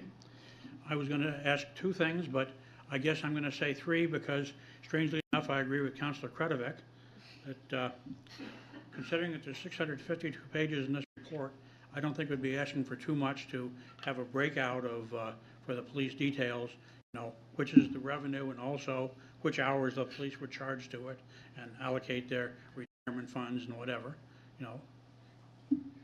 I don't, you know, like I say, there's plenty of numbers already. Shouldn't take that long to figure it out, right? So that's number one, or number one half. Number two is that as far as I'm concerned, the city has basically lost control of their streets. The parking situation is out of control, and I'm bringing it up now because one of the things I'm wondering is, could the city police, particularly the people on the, you know, midnight to 4 shift, do a little bit more to enforce parking regulations? I mean, there was one Sunday morning I went out, and there was 3 different properties on my street that had cars parked on the sidewalk in front. So both of the sidewalks were blocked, and that also blocked half of the street, so there's kind of 1 lane where there's supposed to be 2 lanes and 2 sidewalks, and there was just 1, because they know the parking people don't go out Sunday morning, so why would they want to bother obeying the rules? So, and, you know, I've seen a police cruiser drive right by a car parked in a no parking zone and not stop. And I don't want to pick on the officer individually. I think this is something that probably is, you know, the police department says, well, you know, that's not our problem. But it is our problem. We're losing control of our streets. We need to have better parking enforcement. And I think we should ask the police department to, you know, do it on the off hours when they're not busy. That person wasn't on the way to a call. They were just cruising through the neighborhood. And the cruising through the neighborhood doesn't mean giving parking tickets as necessary. That's a mistake. So that's item 2. Item 3, and once again I'm putting it here, is dealing with the homeless. There's a lot of people thinking about this, but I think they're kind of having the wrong goals. The first thing we really need to do is not be putting people up in hotels, but to have an official city campground. If we had an official city campground, perhaps operated by a concessionaire, we would not have these encampments all over. We would tell people, if you want to camp in the city, you go camp in the official campground, and anybody else is evicted immediately. And the second thing is, I don't know if any of you were around, what was it, 10, 15 years ago, when the person from Portland, Maine came over and was talking about the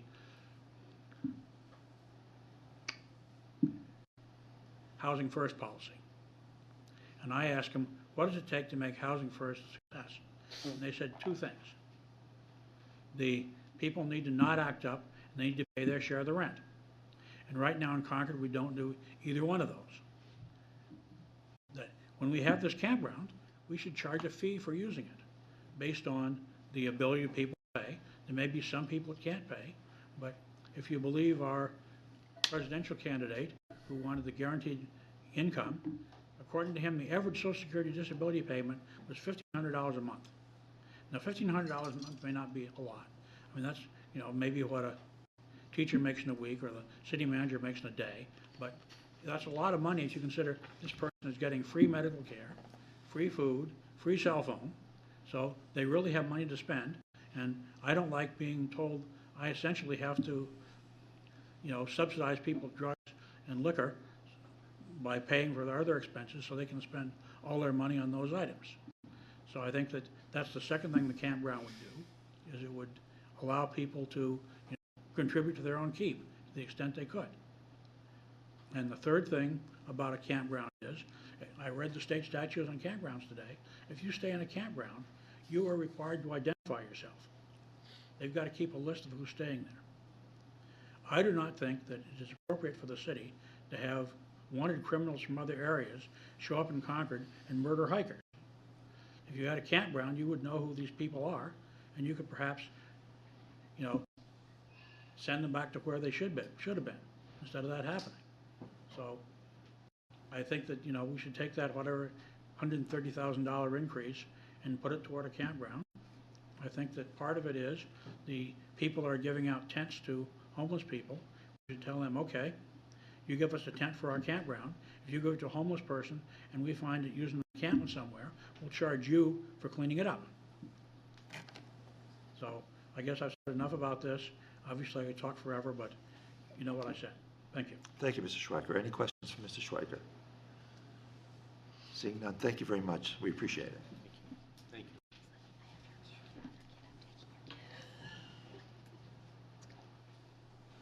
Mr. City Manager. I'm sorry, anyone else like to testify on the police budget? Seeing none, Mr. City Manager.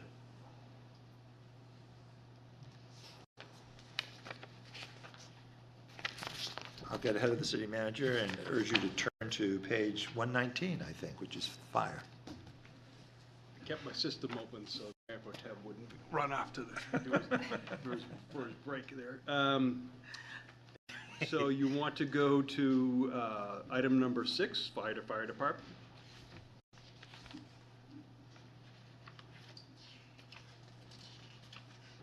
And you want to be on page 119.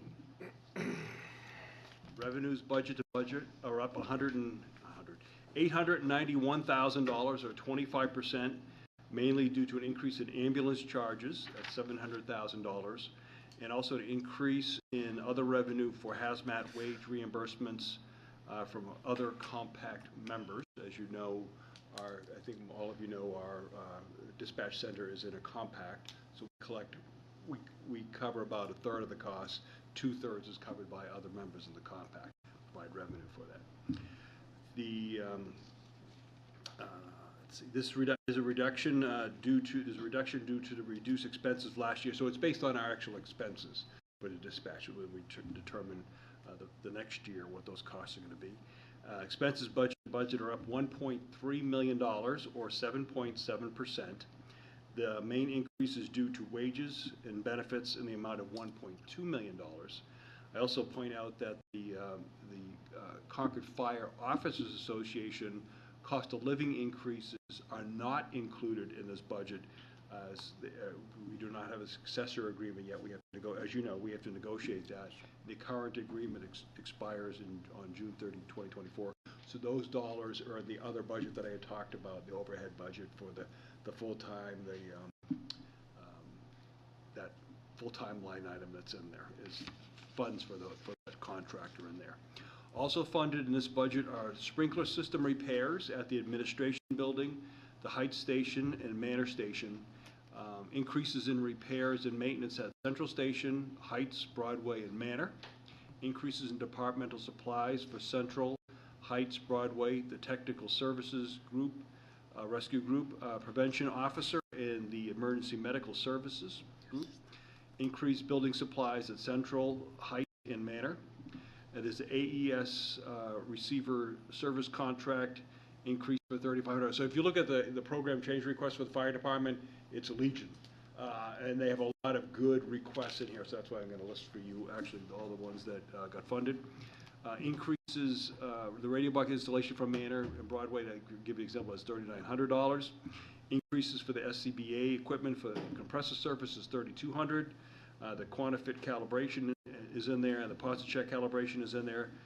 There's money for boat professional services, increases small tools program, increases in their extinguisher program, to replace the carpet at the Heights, which definitely needs to be done, to replace the mini split HVAC at Broadway, $1,400, increase professional services at Broadway, increase in forestry tools, new automatic external defibrillator at the communication center for $1,300 because it's a very, very exciting place. So again, need that equipment. The nitrox unit purchase, $7,500. Cyto kits purchase for cyanide poisoning, $1,800.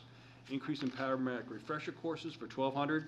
Establish funding for a peer support group, just like the funded for the police department.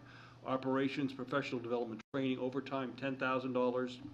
There's a pressure vessel replacement for $3,500 at the Manor. HVAC, preventive maintenance and cleaning at Central Station. Mandatory department committee, so if we're requiring staff to come in for mandatory meetings, obviously you need to pay them, that's $4,800 for that. Outside traffic vendor to bring in help with signal repairs is $10,000. Full off-duty EMS recertification for $10,000. Reclassification of the fire marshal's position, which definitely needs to be done. And a consolidation of fiber at dispatch center for $25,000. The city continues to support the work or emergency service professionals with a budget, and I'm glad to answer any questions related to the fire department. Any questions for the city manager? Council Horn, and then Council Kretovic. Just for my own education, you said that dispatch was in a compact. I'm not sure what that is. So there are, the last count was 24. There's 24 different communities, including other organizations, that are part of the compact. So we, when folks call in from, let's use Boscawen as an example, when they call in from Boscawen, it comes into the dispatch center, and we dispatch out to all the communities. It's a way to have savings almost on a county-wide basis, but it doesn't exactly match the county. What we do is we then take the total cost for running the dispatch center and parse that out amongst all the communities and the organizations, and that therefore when we're done with that, based on, really a lot of it's based on call, there's a formula, but a lot of it's based on calls and population, and then we end up covering about, is it about 33%, what's the number? Roughly 30%, 33% of the total cost is borne by Concord, and all the other communities make up the rest of the cost. Are you all set? That's one of the reasons why they're so big. Unrelated question. Did you have a follow-up? Yeah. Okay. Oh, I had a second unrelated question. Go ahead. The uniforms, we had spoken about when we were doing their main uniforms because of the PFAS, that we would replace maybe their backup uniforms. Obviously, this doesn't seem to be budgeted in there. Is that something that's going to happen slowly, or this will be? That would happen in, what year? Do you remember, John, what year we? We were hoping in about 3 to 5 years for logistics. 3 to 5 years. Oh, so they're keeping those backup uniforms. Right, because again, that would be another $300,000. Could you explain the way that, I'm sorry, Counselor, but this might be helpful for the public too. We really changed the way that we replaced those uniforms with our decision. We went from a phased change to a complete, changing a complete set, so that in order to protect the safety of our firefighters. And because well, traditionally, there hasn't been a lot of turnover in the fire department, so when folks have their gear, they have their gear, and then it lasts so many years, and then you have to replace it out. So we had a regular program where you funded a amount of money, I can't remember, it was maybe $25,000. 35. $35,000 every single year for replacement of gear as we've gone through it, as people were. This time around, because of the PFAS situation and because of the great work the fire department did making connections about getting access to this gear, we decided to scrap that system and go and buy en masse a whole set of gear for the entire force. And recognizing the fact that everybody has a backup set of gear, which they only have to use maybe 10% of the time or so, then we would, but recognize the fact you really should have 2 sets, then would go and replace that set when we could afford it. So. Clarification. And so once we replace the second set, the primary set, the new set, will then become the secondary set. That's right. And then you'd replace that as time goes on, or as folks, as people changed out of the service. Thanks for allowing me to interrupt you. I apologize. Yes. Want to get it right. Yeah, it's. Thank you, Your Honor. Councilor Horn's predecessor, Mr. Pierce, he customarily asked this question year over year with regards to the ambulance services and the $3.1 million that you have here. How much of this do we think that we're going to be writing off as uncollectible? Oh, I'd have to bring somebody else. See, someone has to be on their toes. Can't be off the hook because Mr. Pierce is gone.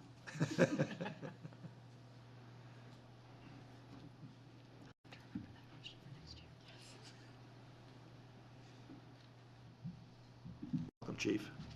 Good evening, Your Honor, City Council members. I believe the question was how much of the $3.1 million that has been budgeted do we expect to write off? Correct. Those numbers are expected actual cash in the bank. So those are not our gross revenues, that is expected net. How, may I, Follow up? how are we deciding who is charged and who is not?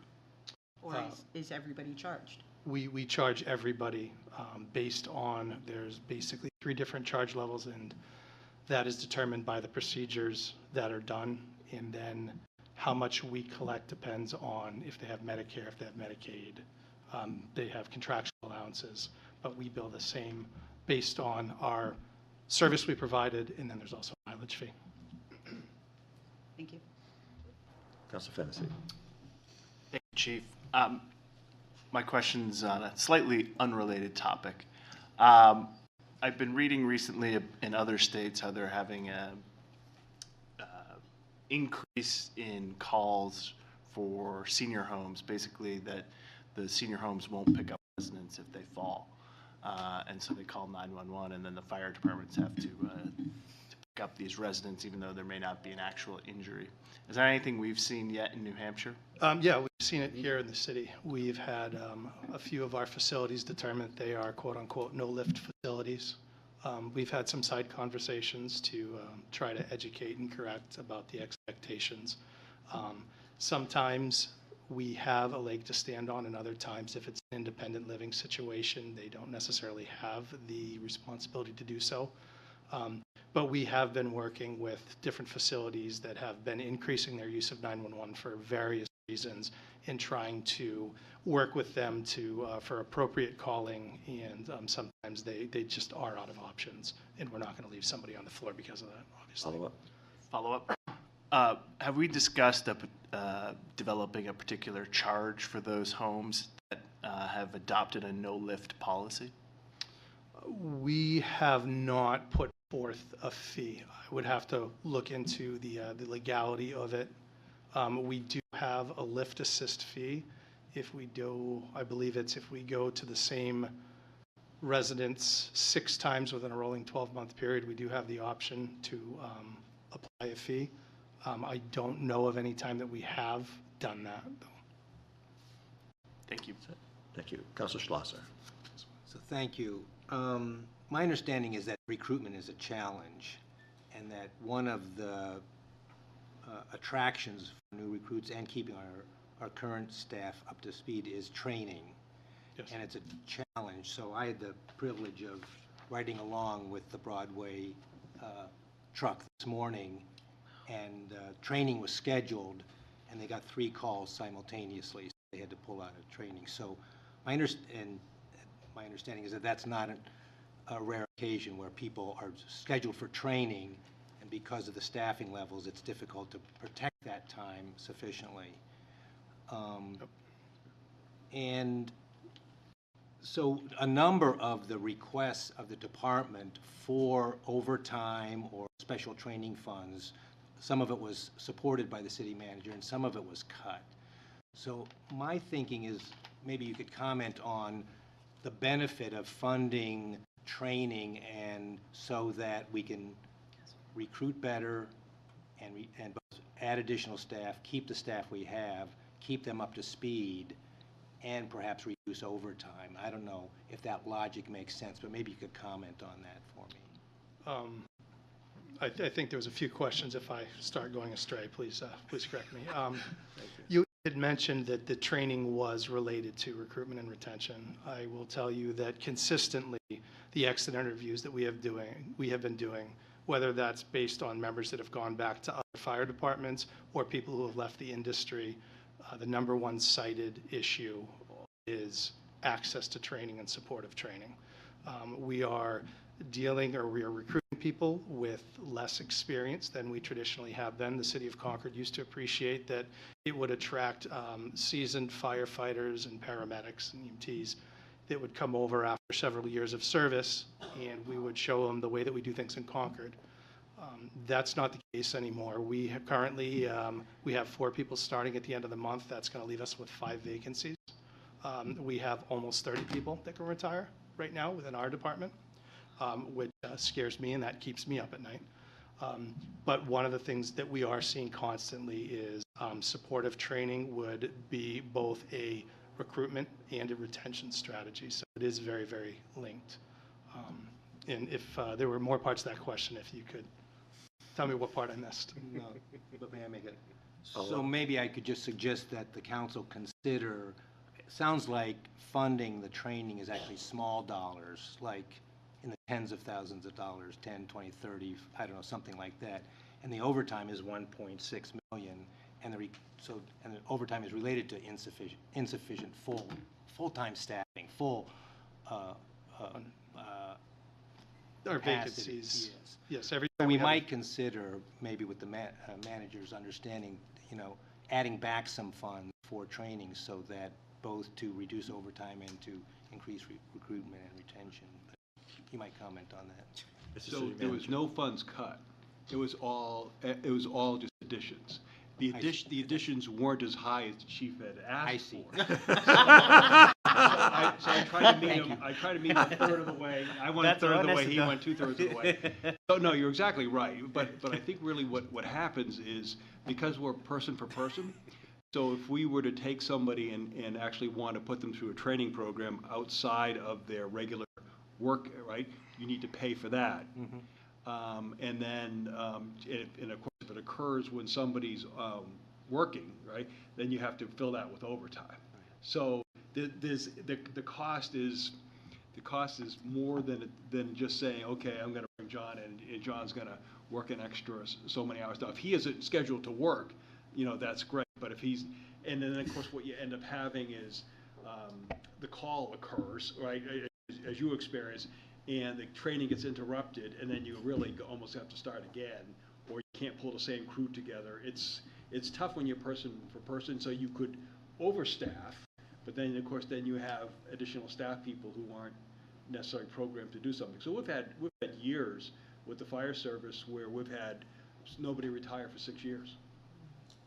Just go on, but then again now we're in a whole different world, because that seems like a world away. We're in a whole different world now where trying to find people, advanced EMTs and paramedic, to get in there and get the training and get people up to skill. And of course, people want to make sure when they're doing their duty that they know what they're doing. So they really do want this training, and they really do apply themselves. But then again, every service is looking for the same types of people, the same skill sets out there, and you just don't. They're just not there. Same thing with visiting nurses. Same thing with every hospital in the state is dealing with, and New England is dealing with exactly the same problem. So you could always add money for your point is exactly right. You could always add money for training. It's well worth doing. It's just how much do you want to spend? That's all it is. I picked this number. You could pick a number that's twice that number that I added, and it'd still be money well spent. Thank you. Thank you. Any other questions for the city manager? Councilor Keach. Thank you, Your Honor. Chief, I have 2 questions, if I may. Surely. Chief, would it be fair, and I won't hold you to the number, but would it be fair to say that you respond to the New Hampshire prison 100, 150 times a year? Is that probably a good number? At least. And is the state billed for those runs? We bill those patients, and to clarify, we only send a bill if we transport a patient, and that's for anybody in the community. We bill that patient the same as we do anybody else. The facility itself is not charged. So you bill the inmate? The inmate, if the inmate has Medicare, Medicaid, or private insurance, we collect. What's the collection rate on that? It's not what I would hope. Thank you. Yeah, was that both your questions? Yeah, that's it. Thank All you. right. Sorry. All right. Any other questions for the chief or? Sure, thank you, Mr. Mayor, and thank you, Chief, for joining us and for all that you and the fire department do. We're incredibly grateful. Following up a bit on the conversation that Councilor Fennessy had brought up, and we were discussing about the improper use of 911 at the residential facilities. You had recently shared with the Public Safety Advisory Board some of the additional inappropriate uses of 911 and that you've had to do some education with those facilities. I was wondering if you would be willing to share, in addition to the falls, the wait time. Yeah, I think you're referencing, we've seen a trend, or we were seeing a strong uptick in a trend from nursing homes. What happens is nursing homes often use private ambulances to move people to and from the hospital from their facility. And what has been happening is the private ambulance services are seeing the same recruitment and retention issues that the rest of us are seeing. So they had staffing challenges, as did the nursing homes themselves.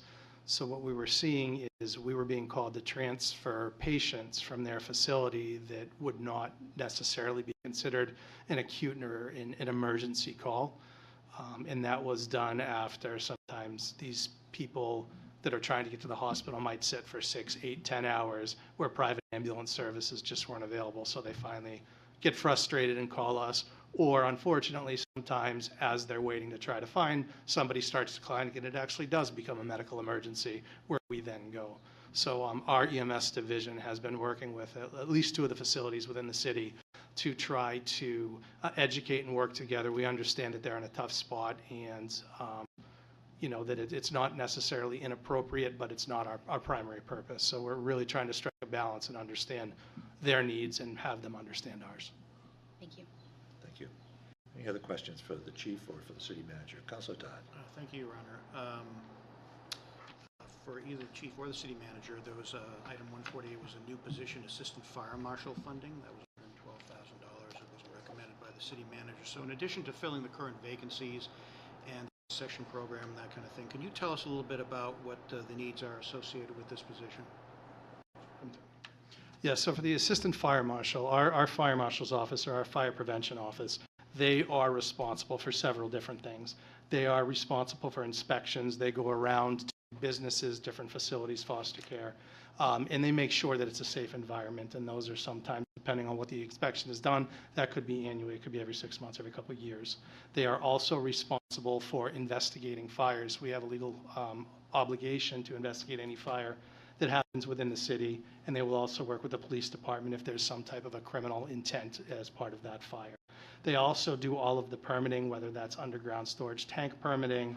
There's a number of different permits that they have to process, and they also do plans reviews. So as the city is attempting to build out, our staff is reviewing most, not all, of those plans to ensure that they meet the fire code. They're also responsible for public education, and embarrassingly, I'm very sad to say that we really haven't had much of a public education program for the last 2 or 3 years. Our public education right now is limited to, in the month of October, we will send an on-duty engine to a school when, you know, requested, and if it's in service, then it will show up. As Councilor Schlosser saw, that sometimes we can't do things on duty, any of the extra stuff. And the other thing we do is the National Night Out, and that is what we have been doing for public education. We lost our car seat technician due to retirement. We have no plans to replace that right now because that office does not have the bandwidth. We have received requests from several different agencies. The middle school has asked us to assist them in their health department to teach a few days. Unfortunately, my daughter was in that grade level this year, and we just weren't able to, you know, go do that and help out, which I was sad to see. We've had some requests come in from some of the different communities, whether it's New Americans. We just can't get out as much as we wanted to and do this education to help kind of understand how our system works, fire safety, those things. So this position would allow us to get into the community more, which we desperately need to do. It was probably 8 to 10 years ago. We had what's called a quick access plan program, where companies would go out to the different businesses and understand the layout, where all of the emergency shutoffs, and just make sure all the keys and things work. That hasn't been going on since I came here in 2016 that we really want to get out and do. So all of these programs, that's what that one position would be slated to do. And if I could just add one more thing, one of the reasons I recently had to make the hard decision to basically take away the overtime that division has been spending. I have the number. I believe last year it was about $30-something thousand worth of overtime just trying to tread water and stay up with these, and we are falling behind already. But it got to the point where one person retired, got a little bit too busy, and the fire marshal is just redlined right now. So I had to tell him, you know, you need to scale back because we have to have work-life balance. Your Honor? Yes, follow up. Thank you. Thank you. I appreciate especially that last bit of information, because my other question in this was, you mentioned all of the activities that would be required of the assistant fire marshal. So I was going to ask, who is doing that work now, and what is the bandwidth that you have at this moment to be able to accommodate those needs? Yeah, so some of the stuff is slowing down. You know, one of the things that I don't want to do is be the bottleneck in the community development, in the plans review as the city is trying to build out. But, you know, we're going to have to try to strike a balance and prioritize with the current staffing. I'm afraid everything's going to slow down at least a little bit as we have some critical areas. The community outreach needs to be a focus for us that we unfortunately have had to slow down or even stop for a while. Thank you, Your Honor. Councilor Brown. Thank you. Chief, aren't there two professionals who are serving in CRTC? Does that count? Jim Duckworth and Sam Atkins? So CRTC, the Concord Regional Technical Center at the high school, Yes. that we do support that program. That is done in an off-duty capacity. So we are not, when they are there teaching, they are there on a different payroll system. But we do have an agreement where that program, because we do it for recruitment as well as professional exposure, we do support those, but we are not paying people to go and teach those classes. Any other questions on fire? All right, thank you, Chief. Thank you very much. Thank you. Thank you. Anybody in the public like to testify on the fire budget? I see there is one person, so thank you, Mr. City Manager. Easier to just finish one portion. No, I wanted to do but this is too much for you. Yeah, I don't. Okay, first I'd like to provide some information. I've been hanging around the legislature lately. Maybe you haven't seen me as much as usual. And one thing that is in process is they are trying to approve a fee for Medicaid to pay ambulances that don't transport people, that just show up and help out. So I don't know whether, that's going to help out or not. I don't even know if it'll pass. But that's in process. The other thing, Councilor Kretovic didn't ask, but it might be interesting to have the data on, compared to how much we charge for ambulance service, how much does it really cost, Go through the people that make the run, how much time do they spend, how much do they get paid, how much does it cost to run the ambulance, and so forth.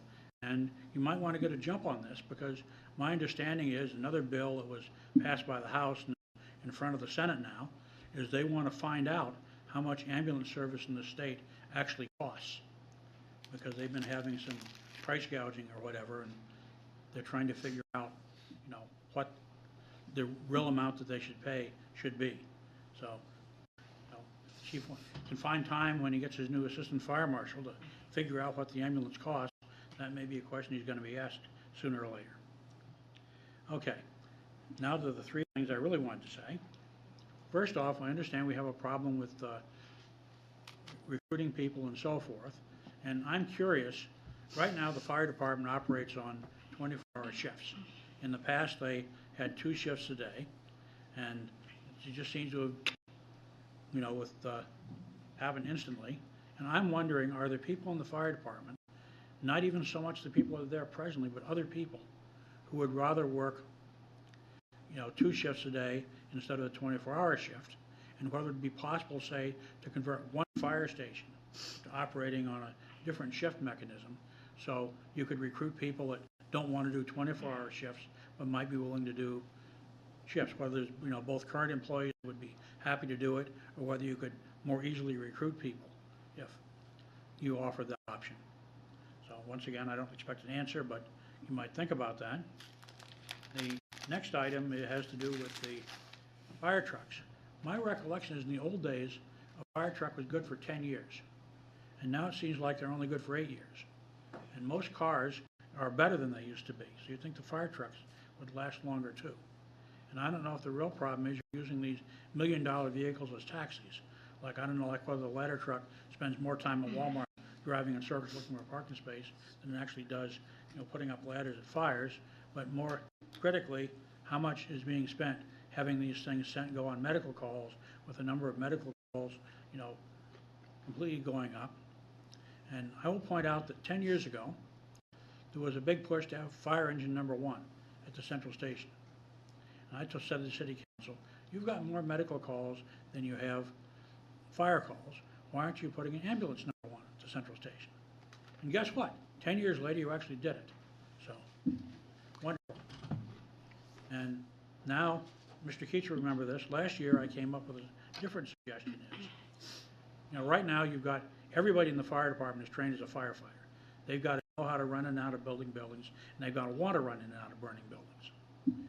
Whereas only some of them are trained as paramedics, even though we get more medical calls than we get fire calls. So I'm going to repeat my question from last year is, could we, in the fire department, just like the police department has hired social workers who aren't police officers, could the fire department hire people who are paramedics but not firefighters to go on medical calls? And they wouldn't have to go on burning buildings. You've got other people to do that.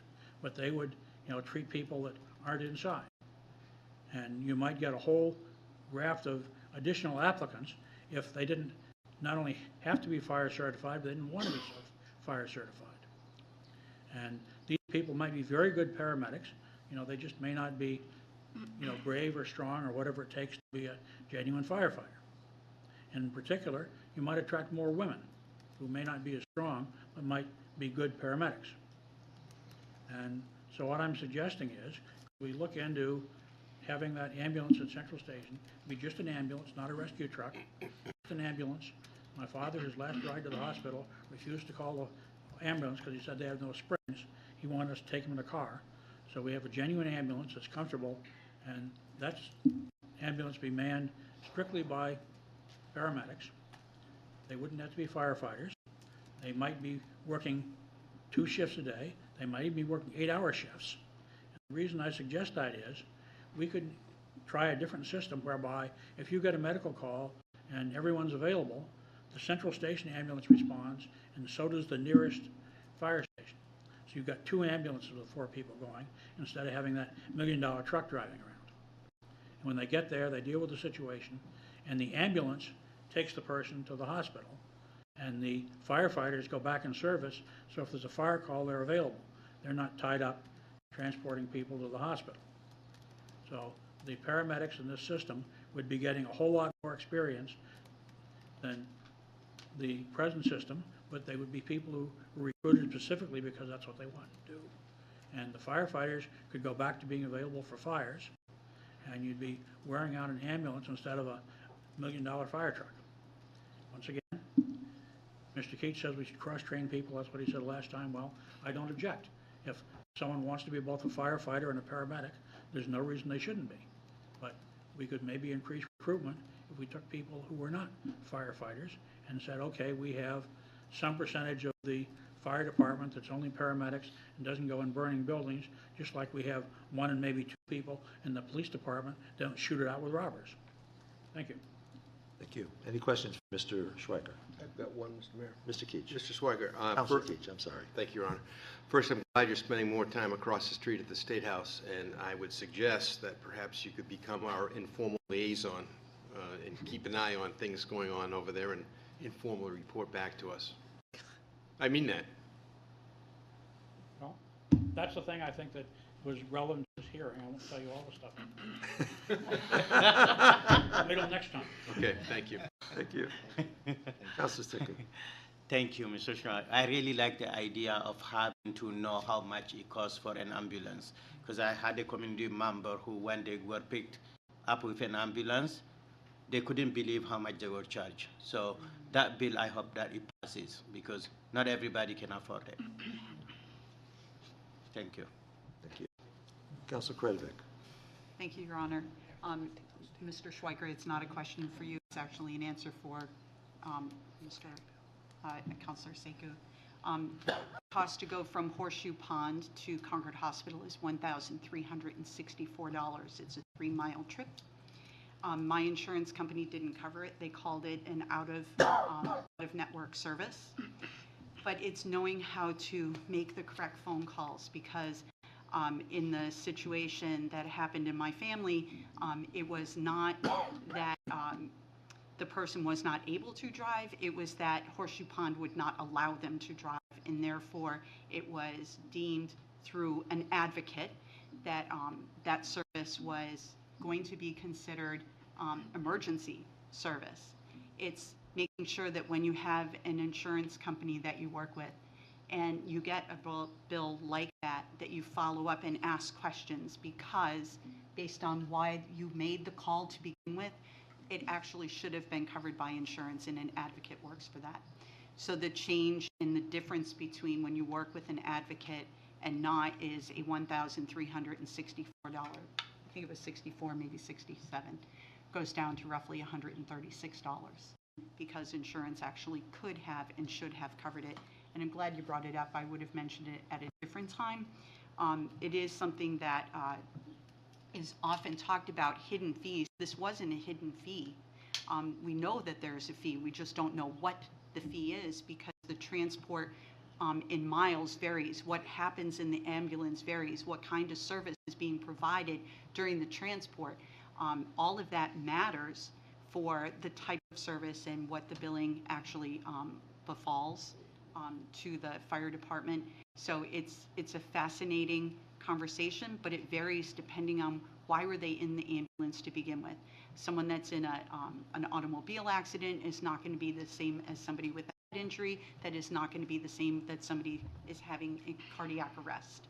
And then how far did they have to drive the individual to that service is also just as varied. I don't think our fire chief could answer that question. I think it's more important that people need to know there are resources out there to pay those bills for them when they work within their own insurance systems. Can I take that as a question and answer it? Sure. Sure. Go ahead, yes, You please. got a really good deal. A person I know was at Concord Orthopedics for an injury. Concord Orthopedics decided they were not capable of handling it and called an ambulance to take them to the emergency room, which, you realize how far that is from Concord Orthopedics? I do. And it cost them $2,000, which they haven't yet paid because they don't have the money. So, you know, a mere $1,300 for, you know, several times as long, that's wonderful. It might be my recommendation that they call their insurance agent, and their insurance agent will find an advocate to work with the billing services in order to. Did you want to ask another question, Councilor? No, that's a question. Thank you, Your Honor. All right. I just wanted to say thank you for sharing those, but how many people know what you are sharing? And for Chief who just left here to share that they don't even have the capacity to cover, forget about the educational piece. So I think you and I and Slasher are talking the same thing, because if you say 3 miles, this is how it costs, but then you build on the 3 miles, what have they done during that process? It adds up. How many people know? If you say, hey, 3 miles, it costs you 1,300, they might just have that in mind. But then adding all this, not everybody is at the capacity you and I are. So we have to look at the broader community, not just at us as well. And some don't have insurance either. So all those things adds up. So that's why we always ask a question to broader, not for us, because you and I have the information, but many people don't have that information. So I think it's very important to know, and I'm glad the state is taking it in, and I would love Councilor Slasher just shared that they are collecting data, so hopefully there is some help coming, and this is part of the educational piece as well. And this is what, as elected officials, should do to help the community at large. And that's why we ask those questions at council, so everybody watching can see. Thank you. Thank you, Mr. Schreiker. Would anyone else like to testify on the fire department budget? Seeing none? Mr. Espel.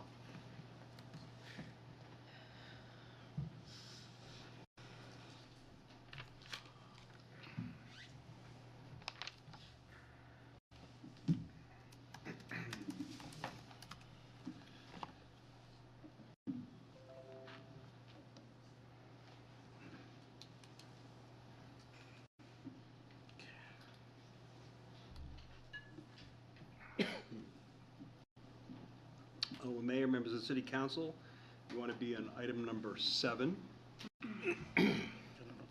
General Services. You want to be on page 125. So revenues budget to budget are up $71,000 or 7%. The increase is attributable to transfers in from other funds. If you look at all those other funds adding up, it comes up to approximately that number. On page 126, you scroll to that. Expenses budget to budget are up $793,000 or 7%. The majority increase in general service budget is for wages and benefits. That's $307,000. And a transfer to the solid waste to support expenses for the new contract that starts July 1st. That's $306,000. You knew that was coming. So to speak. It's going to get worse as years go by. This budget also supports funds for the Properties Division. There's a supervisor labor grade position upgrade.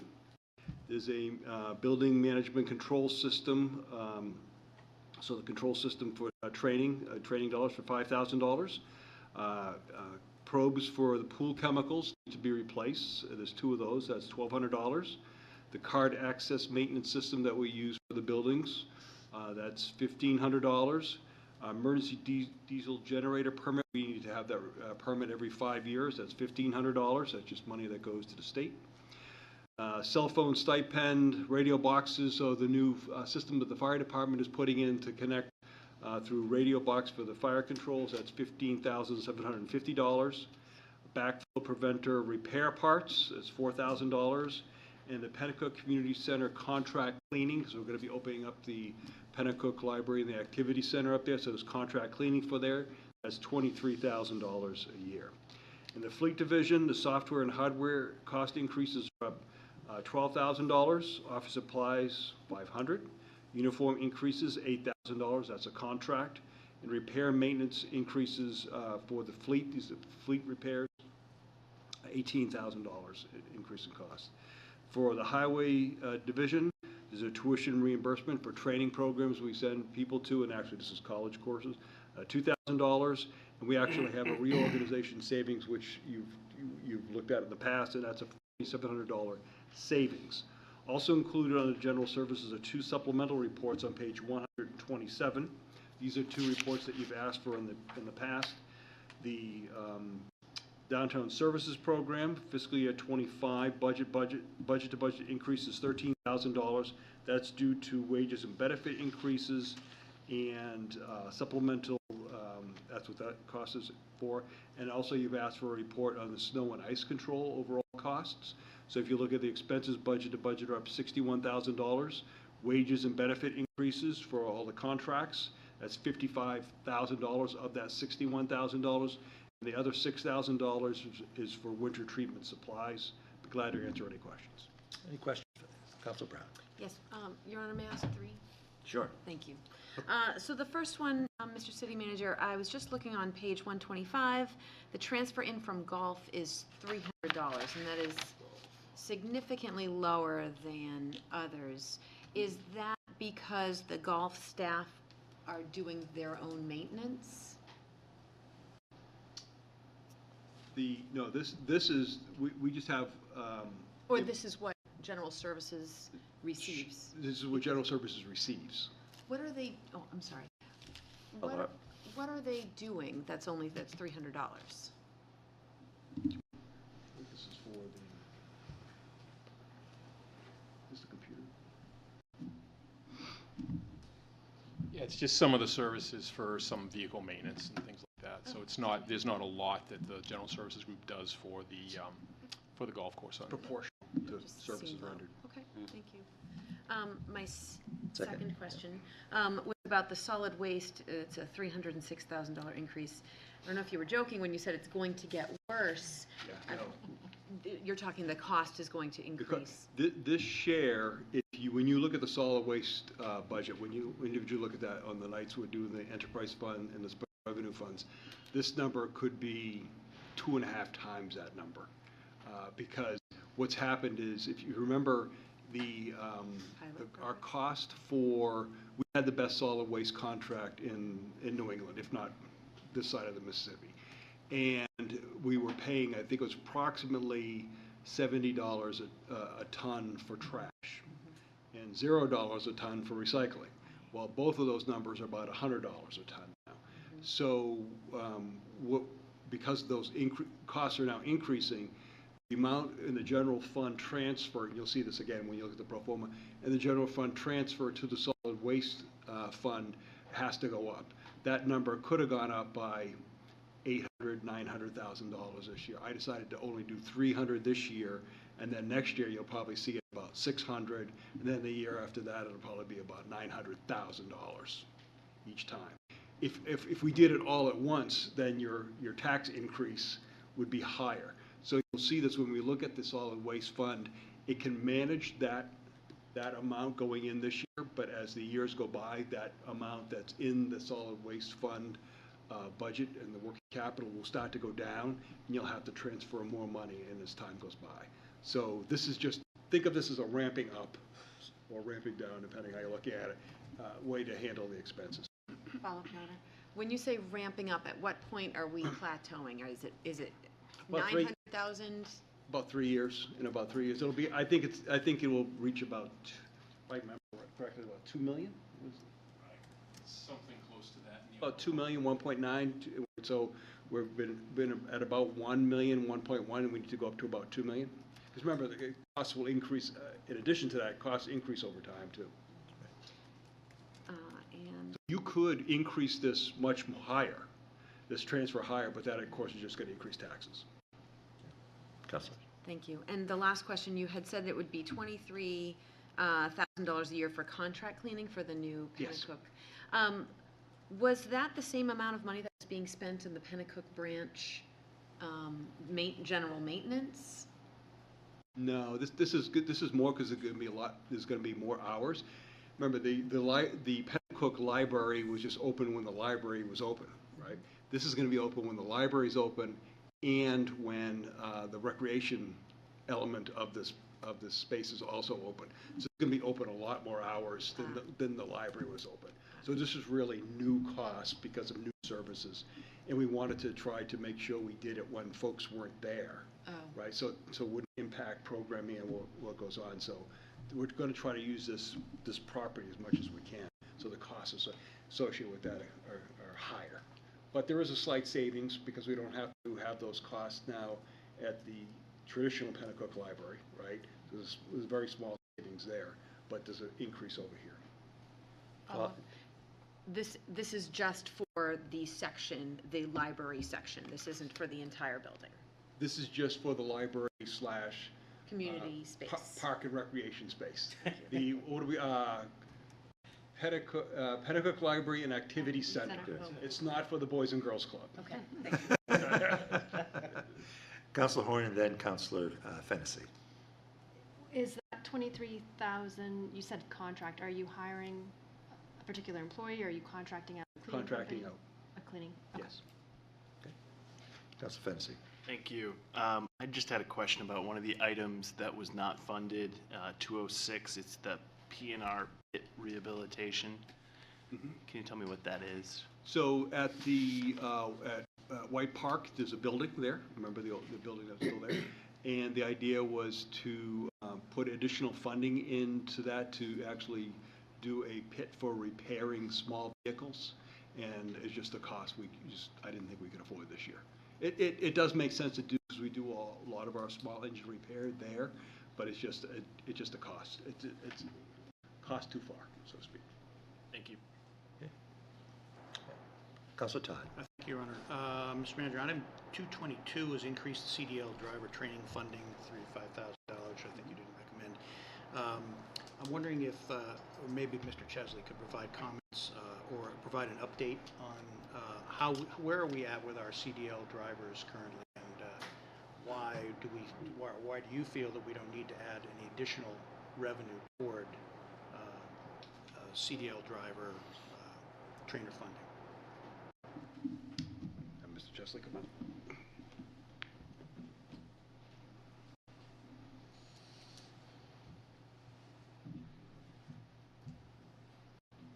Welcome, Mr. Chesley.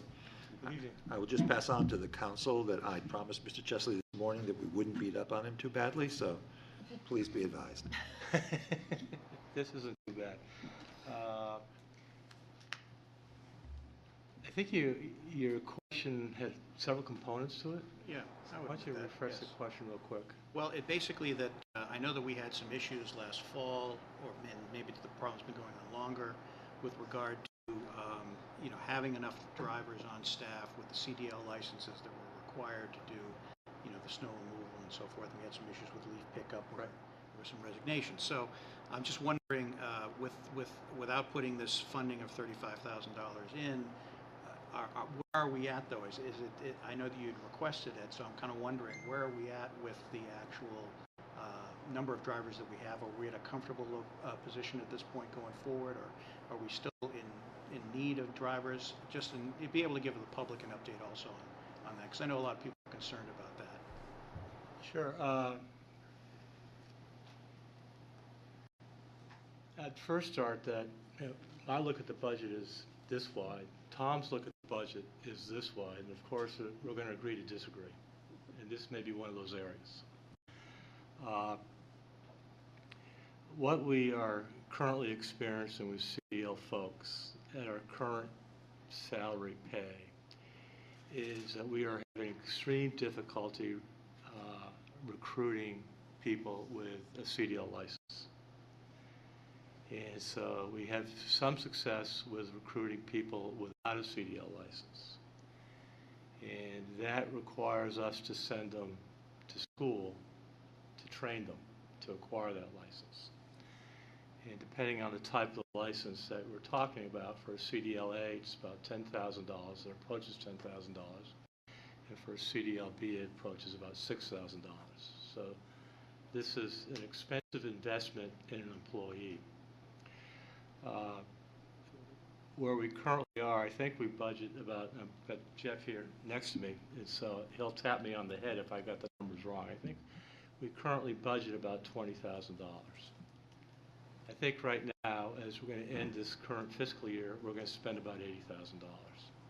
So there's a shortfall in trying to train people. Of course, that number is driven in part, how many people do you lose? From the period of 2020 to 2024, we have hired 41 CDL people. 20 of those people are with the city presently. Of the 41 that we hired, 9 did not make probation. So it's tough. In an ideal world, maybe we can get by with 20,000 next year. But given looking in the rearview mirror, so to speak, no pun intended, I think that's going to be highly unlikely. Given that, there may be other areas in the budget that when we run low here, we may be able to find some money someplace else. Everyone has talked about losing sleep at night. This is the one thing that Jeff and I are concerned about, is one is retaining CDL drivers. It's going to become more and more difficult. Many of us at this table have college degrees and certain credentials. And some of those things we may not relate to, that what we see in the CDL field, those are going to become more and more rare. From my standpoint, I'm an old goat. And one of the things that I see is we have a changing environment. I think we're the only state, and I've said this before in this chamber, I think we're the only state in New England where marijuana use is illegal. I think we're currently contemplating in some fashion legalizing marijuana. I am personally not taking a position with you folks, ladies and gentlemen, if that's the right thing or the wrong thing. But what I will share with you, marijuana resides in your body after its effect has expired. And we test, and we're the only department required by law to test our employees randomly for drug and alcohol testing. So it's quite possible, with everyone's best intentions, to go to a party over the weekend and they get pulled for a random drug and alcohol test and prove positive. And with that cloud hanging over someone's employ, one must wonder, is this the right field to go into? And so if with that type of cloud, it's going to draw down the number of people in that pond that we're looking for. we're anxiously waiting for the class and compensation study, that study to complete, because we see a continued erosion. I meet with my staff every Wednesday at 8 o'clock. We're all invited to attend that meeting. On that meeting, we have a standing item regarding recruitment. And I would suggest to you, 95 out of the past 100 weeks, where are we on getting a CDL person up and running for the department is on our agenda. And just for us to go out and hire someone and send them to training, the last thing we want them to do is to put them in a truck with the keys when it's dark in a miserable storm and say, go out and plow Route 23 with no experience.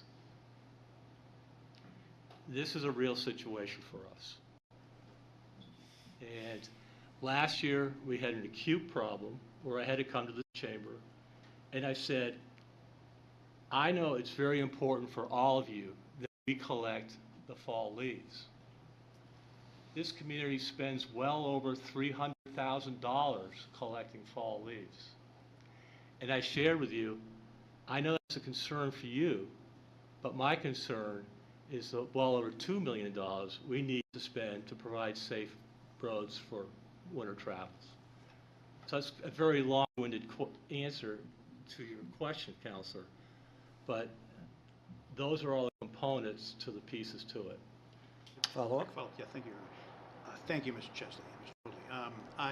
Yeah, and I would say it's safe to say that you'll be able to continue to apprise council and update us as we go through the year. If we're not able to find those funds in other areas and you have a need, then I'm assuming you will be coming forward to council in some fashion with an additional appropriations request for some assistance. Correct? I think Tom and I have worked together for 21 years, and I think he'd share with you I'm not bashful. That's what I know of you as well.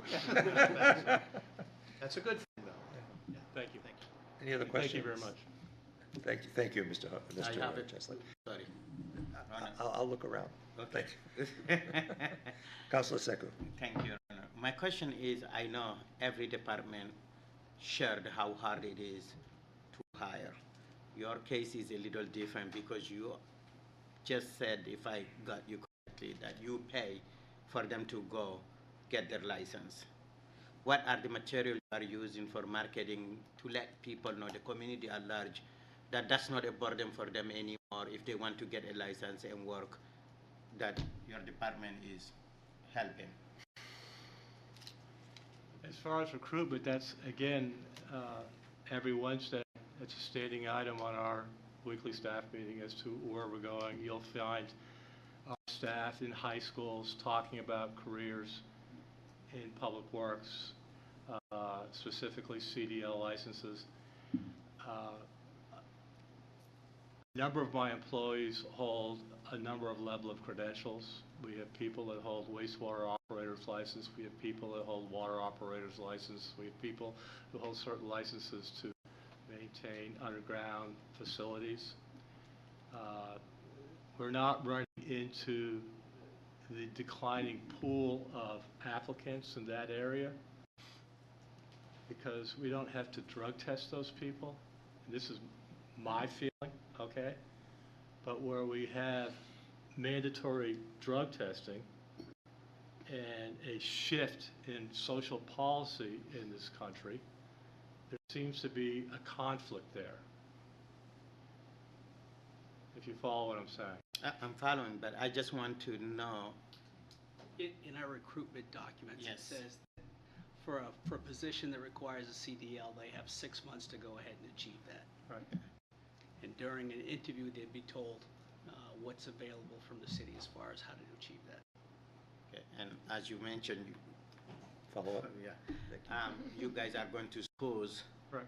to also do this. The only reason I ask is because I see even this court system do the same now, where they're trying to encourage people to do in this, but they have target audiences like schools where they go and share that. And I think it's very important to have I don't know, some sort of stakeholders or target audiences so that people know, based on the requirement, if you meet the 6 month, we'll pay for your tuition to go for the CDL license. So that was my.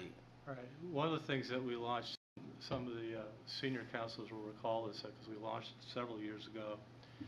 We have basically 5 operating divisions in our department, and we have a program where we go to schools and recruit people who may not know. They know college isn't for them, or they know particular trade schools they're not too sure. We'll bring them in as what we call a flex tech, and we move them through all those 5 divisions so they can learn the various things that we do. And then hopefully through that process, because we always have vacancies in our department, there's a place that we can put them. Some of these people have gone on to get CDL licenses, some of them have gone to get other certifications, but we find places to place them in our department. So we've been actively doing that for 4 or 5 years. But the CDL issue is one that's rapidly become a much more acute issue in our world. Council Horn. Are you saying that the state of New Hampshire requires the drug testing for anyone that gets a CDL? Is that by It's law? a federal requirement. Oh, so it's not just, that part isn't just unique to New Hampshire. Okay, thank you. Any other questions for Mr. Chesley or Mr. Hoadley? Councilor Todd. If I may, Your Honor, I have a different subject. I do have an additional Sure. question while these gentlemen are here. This is regarding the sign crew and pavement markings. So there was an item in the May TPAC meeting as to crosswalks paintings on North Main Street between Center and 393, and I believe Mr. Hoadley provided a response to that group that the last time they were painted was September of 2022. And then also at the April Parking Committee meeting, there was a discussion referencing a no parking spot in front of the State Library where there's an X painted, and there was a person who was trying to park there and was confused because the X had faded so much and they weren't sure if there was actually a spot or not. During the course of discussion at the Parking Committee meeting, it was also, we got information from enforcement that sometimes it's difficult to enforce the regulations because the parking markings are faded. So we paint our pavement markings in the spring and fall. That's correct, right? Generally, those are the times we can. Generally in the spring. Generally in the spring. Okay. Try to get them complete. And so, what percentage would you say of the markings are actually get painted in a year? Yeah, there's a couple things. It's a challenge. One is the weather. Last year was a wet year, as you recall. So basically, we contract out what we call log line painting, and that's the double yellow line and 2 white edge pavements, so that's usually a vendor. The other issue over time, from an environmental standpoint, the resiliency of the paint has worn down. So the paint that I started my career with, it won't be the paint that I end my career with. So it doesn't have the same life. The stop bars and crosswalks we do with our own staff. We try to get those out as quickly as we can. We start, as soon as we get the streets swept, we work, diligently, and we try to get, them done on a priority basis before school starts. But one of the challenges that we have is we need to have the right weather, and we need to have the right crew, and that number of people. One of the ways that we had thought about internally was possibly adding some staff to the department to try to double up and find more people in that area. But I think it's the issue that we're talking is something I think we're going to see moving forward. Does additional signage in the instance where the pavement marking isn't present? Does that provide us with an opportunity for enforcement? That's another offline question. Because if we rely totally on pavement marking with present staffing and current paint, we're going to have some faded spots. And right now, we really only have just a couple of individuals that paint over 1,800 stop bars and crosswalks. You can imagine when work's done just at nighttime, and if you get the nighttime showers, while it may only last 15 to 20 minutes, to make sure that the pavement's receptive to the paint, it may go ahead and ruin the whole nights that you had planned. Follow-up, Your Follow-up. Honor. Yes, thank you. Thank you very much, both of you, because that was what I was kind of wondering was, is this in fact obviously the situation that you can't control, which is the weather, but the other part of it, which is staffing, the number of crosswalks and other paintables that we have to attend to each year. And so I guess that this has been something that has been discussed off and on at Transportation Policy Advisory Committee and just some members of the public for many years. So I guess anything that you can do to kind of think about that and focus on it, and anything that you might need the council to do to focus on, you know, any additional funding or whatever. I mean, certainly it's not a great situation if we're losing revenue from the parking enforcement because the lines can't be, the lines aren't there. So, yeah, I appreciate the response to that, and I look forward to hearing more about what kind of staffing changes and other things you might try to implement to make that work out better. Yeah, thank you. Thank you. Any other questions for General Services? Thank you, gentlemen. Thank you. Thank you. Thank you.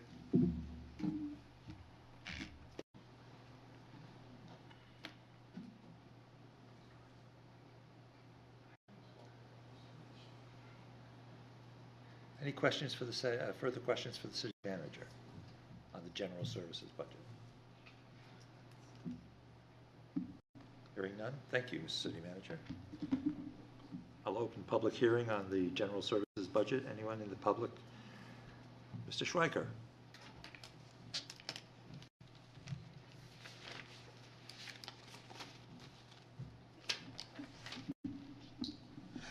Welcome. Hello again. I was only going to say one thing, but all your questions have now brought up two more topics. So be careful what you ask for. As far as the pavement markings go, I would like to say that they are dangerous when they're wet. Whenever I think there may be any moisture, I always do not walk on a crosswalk. I walk next to it, so I'm not stepping on all those slippery white things. I don't know if there's anything to be done to get better paint, but the stuff we have is not working. And as far as CDLs, I worked for the State Highway Department for 12 years, and 6 of them were in the maintenance district in the Lakes region. And so we had to hire plow drivers. And we did not ever send anyone for CDL training. You'd hire somebody as a laborer. They didn't have a CDL. You'd give them a chance to drive the same truck they'd be driving as a plow driver with the regular driver sitting beside them, and that's how they got their training. I think you'll find the same thing with school bus companies. They don't send their applicants out to CDL training. They put them on a bus and let them drive the same bus they're going to actually be driving. So I think that maybe the solution of the CDL problem is to let the department do more of its internal training to, you know, if you're riding a truck with a driver, the driver lets you drive sometimes on a nice day when you're not going anyplace complicated to start with. And then you work your way up. And you have 6 months to do it, so that's quite a bit of time to practice. And then as a state, you know, you get better, you move up to a bigger truck, you drive heavy equipment, and that's just the way it works. You don't send these people off to training and pay $10,000. So I think that's the way maybe that's the solution to their problem. And the last thing I was going to talk about, and if you'd seen the weather report for the rest of the week, this will make you happy. Snow plowing. We're having an awful lot of new developments coming in with sidewalks. And these people are probably assuming you're going to plow them. Well, I think maybe you ought to think about, is it fair to all the people who already live in the city who don't have their sidewalks plowed, to have all these new people jump in line ahead and get theirs plowed when ours aren't? So maybe what you need to do is start plowing some of the ones you haven't and tell the new people, okay, you got to plow your own for 20 years or 50 years, or in my case, until you finally make it up to the top of the list. And the worst part about it is that the parking staff has this idea that every street beside it has like 4 feet of space between the sidewalk and the pavement to plow snow onto. Well, that's not true. It isn't even true if you go out here on the streets right around this complex. But the General Services is taking and plowing all the snow from the street onto the sidewalk. So if you have to shovel the sidewalk, you don't just shovel the sidewalk, you shovel all the snow from the street. Where do you put it? Well, you have to put it back in the street, because where else can it go? This has got bad stuff, you can't dump it in the river, you don't want to put it on your flower beds. So I think number one, you need to think about, maybe having some of the streets that aren't being sidewalk plowed before you put the new ones on. Number two, you need to get the general services to quit plowing snow onto the sidewalks. That snow should stay within the curb line if there's not that 4 foot of space to put it on. Number three, you should suggest to them that it's only fair that they plow half of the snow to each side of the street. They have reversible plows, so even if it's a one-way street, they could alternate passes each way. You should suggest that they do not hire drivers who are receiving aid of the blind. One of their drivers, I showed him that this only snowdrift was on one side of the street, maybe he should plow to the other. He said he couldn't see that. Well, he must have been receiving aid of the blind, so we shouldn't hire people like that. And so maybe we need a committee like when the parking committee was going through all the streets about, where the parking is going to be, go through and see where the sidewalk plowing is going to be and which side they plow the snow to and so forth, because that's a problem in the neighborhoods, and it's only going to get worse because we have bills in the legislature that any lot that has one house can have 4, and that's going to be an awful lot more people to use those sidewalks. Thank you. Thank you, Mr. Schweiker. Any questions from the council for Mr. Schweiker? Thank you very much. Is there anyone else who would like to testify on the general services budget? All right. Seeing none, I'll declare the public hearing closed. Mr. City Manager, do you have some final words? Or have I missed a beat? No. We're all set. You're all set? We're all set. All right, good.